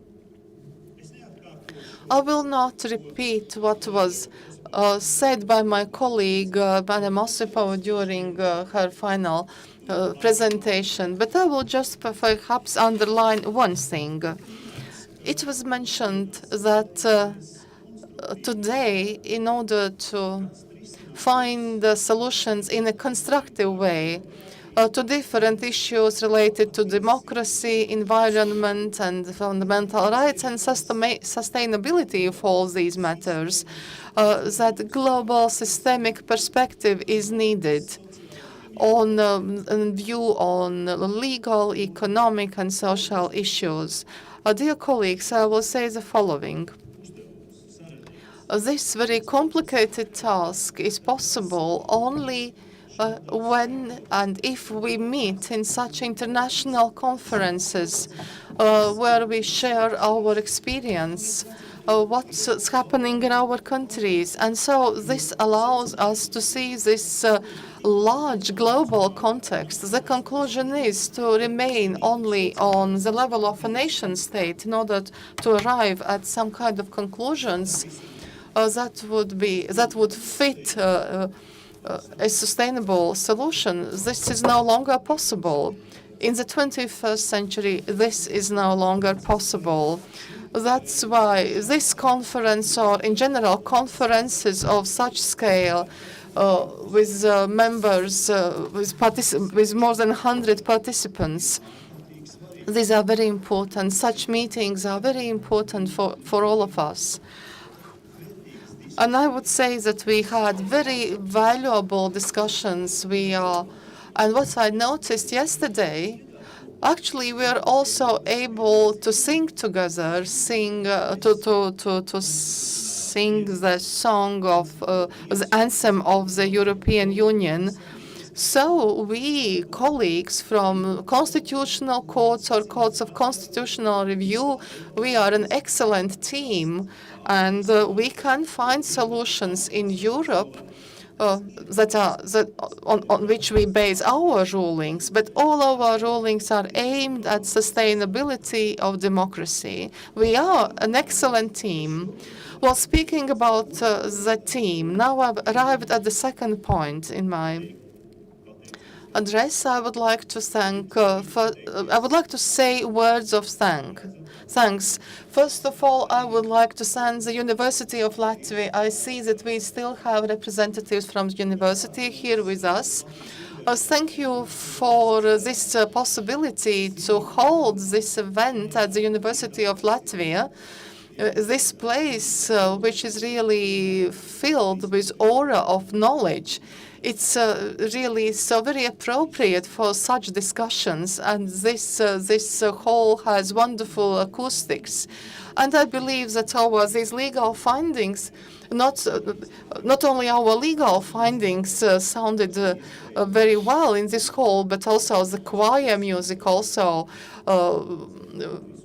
sounded excellently here. So thank you for this opportunity to hold this conference here. I would like to thank also the team of the Constitutional Court.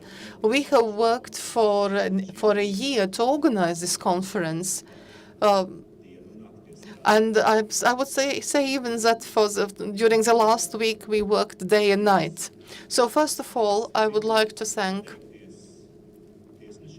our judges who prepared their presentations in addition to their daily work, and they revealed the findings of the Constitutional Court regarding these topics. I would also like to thank the head of our legal department, Mr. Kristaps Tamuš. Kristaps, he's not here, probably he's again fulfilling his duties, but I would also like to thank all the advisors and assistants to judges, all the team of the Constitutional Court. And I would really say that you are the best of the best from the community of Latvian constitutional lawyers. I have always also felt your support. So I would like to thank the whole team of the Constitutional Court. I would like to thank also the Chancery of the Court, all the employees who did all those technical things, all kind of small things that you have to deal with, and everything was done. And in particular, I would like to thank Einar Strikmanis, who has been overseeing all these things. My dear colleagues, I would like to thank also the interpreters. We have cooperated for many years already.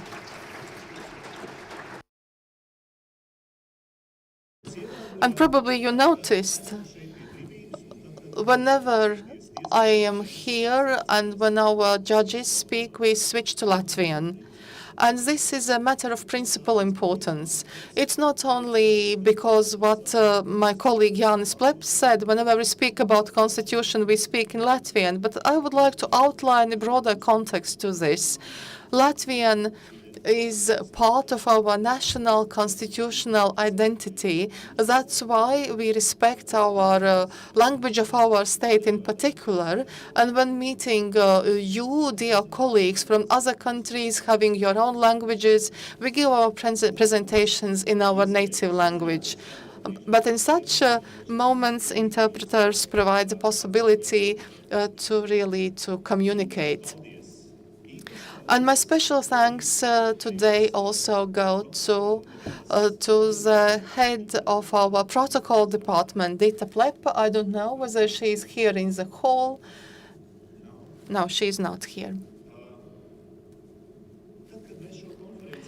When we were preparing this conference, of course, you start with one framework, but then you get all kind of additional ideas. And Dita Plepa was one of those persons who was generating those additional ideas. For example, the one that was implemented that during those 2 days, I don't even know how to say it in Latvian, several podcasts were prepared. I had the possibility to interview you, and several participants of the conference could give interviews for these podcasts. And this will be very important. It will go into the archive of our court and on the website. And these interviews will remain. The interviews that you gave during this event, which is very important for our Constitutional Court. But we will share with you those podcasts. You will be able also to show these at your courts. And I also thank Andrej Stupiņš, who the counselor, and he was really informing about each and every step, what we had to do and what was on the agenda.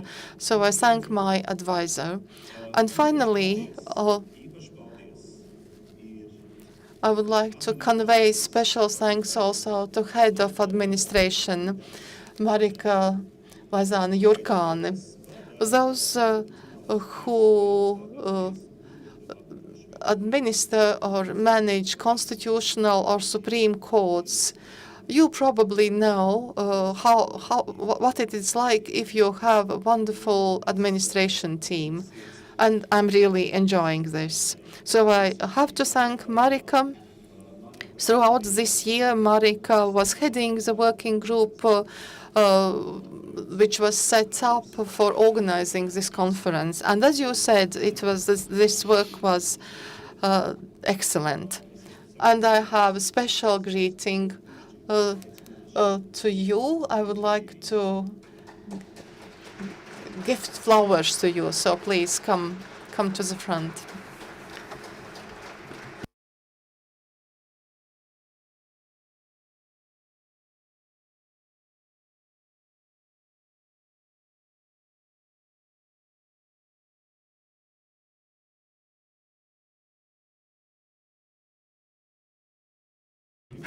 Several of you colleagues, in your presentations, you mentioned Marika, and I would say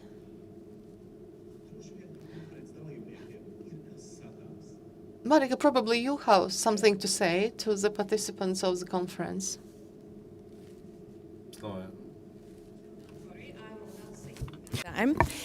I will use English as I understand mainly our foreign guests are here staying today. So thank you on behalf of the whole organizing team, and we were not so many, but we were very efficient. So when I don't have time, so I will take my 20 minutes. On behalf of the whole organizing team, thank you for honoring us with your participation. And I am very, very happy to welcome each of you. Thank you for all our team, and Chairman already told all the names, and we will welcome you also next year for the conference. So safe trip home. Before that, we will go for lunch, and a perfect weekend to you. Thank you for coming.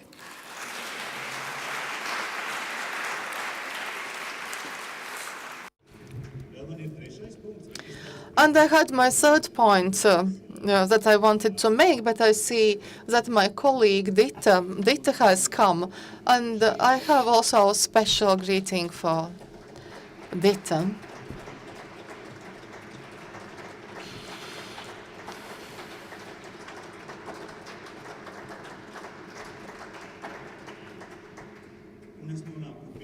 And now my third point. Dear colleagues, it was so nice to hear your words of appreciation, that you felt welcomed and well treated during the conference, and also the musical performances that we had yesterday. Perhaps you will remember them the most. However, also not to lose those legal conclusions and findings and not to leave them in the background. I want to say that we will prepare also an edition of conference proceedings. We will include all your presentations and the comments made during the discussions, so that we would have this evidence that really met, and that in the year of 2022 we were discussing matters of sustainability from legal perspective. So this will remain for times for forever. So when you return back home, perhaps take a look again at your presentations that you gave. Perhaps you want to edit or review them, and then please send these to us so that we can prepare this for publication. And finally, enjoy the remaining time that you have here in Riga. We have autumn, but warm autumn here, and also have a safe and pleasant trip back home. So, my dear colleagues, I hope to see you at other events. so that we would be jointly reinforcing our democracy and the rule of law. This is the main task for all of us. Thank you.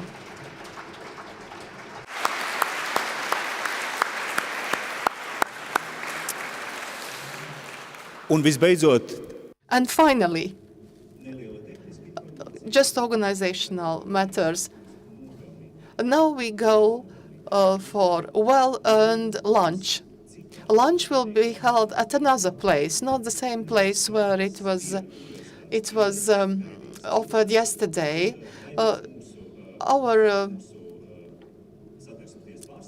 representative from the Constitutional Court will wait outside the university and will take you to the place where we are going to have lunch.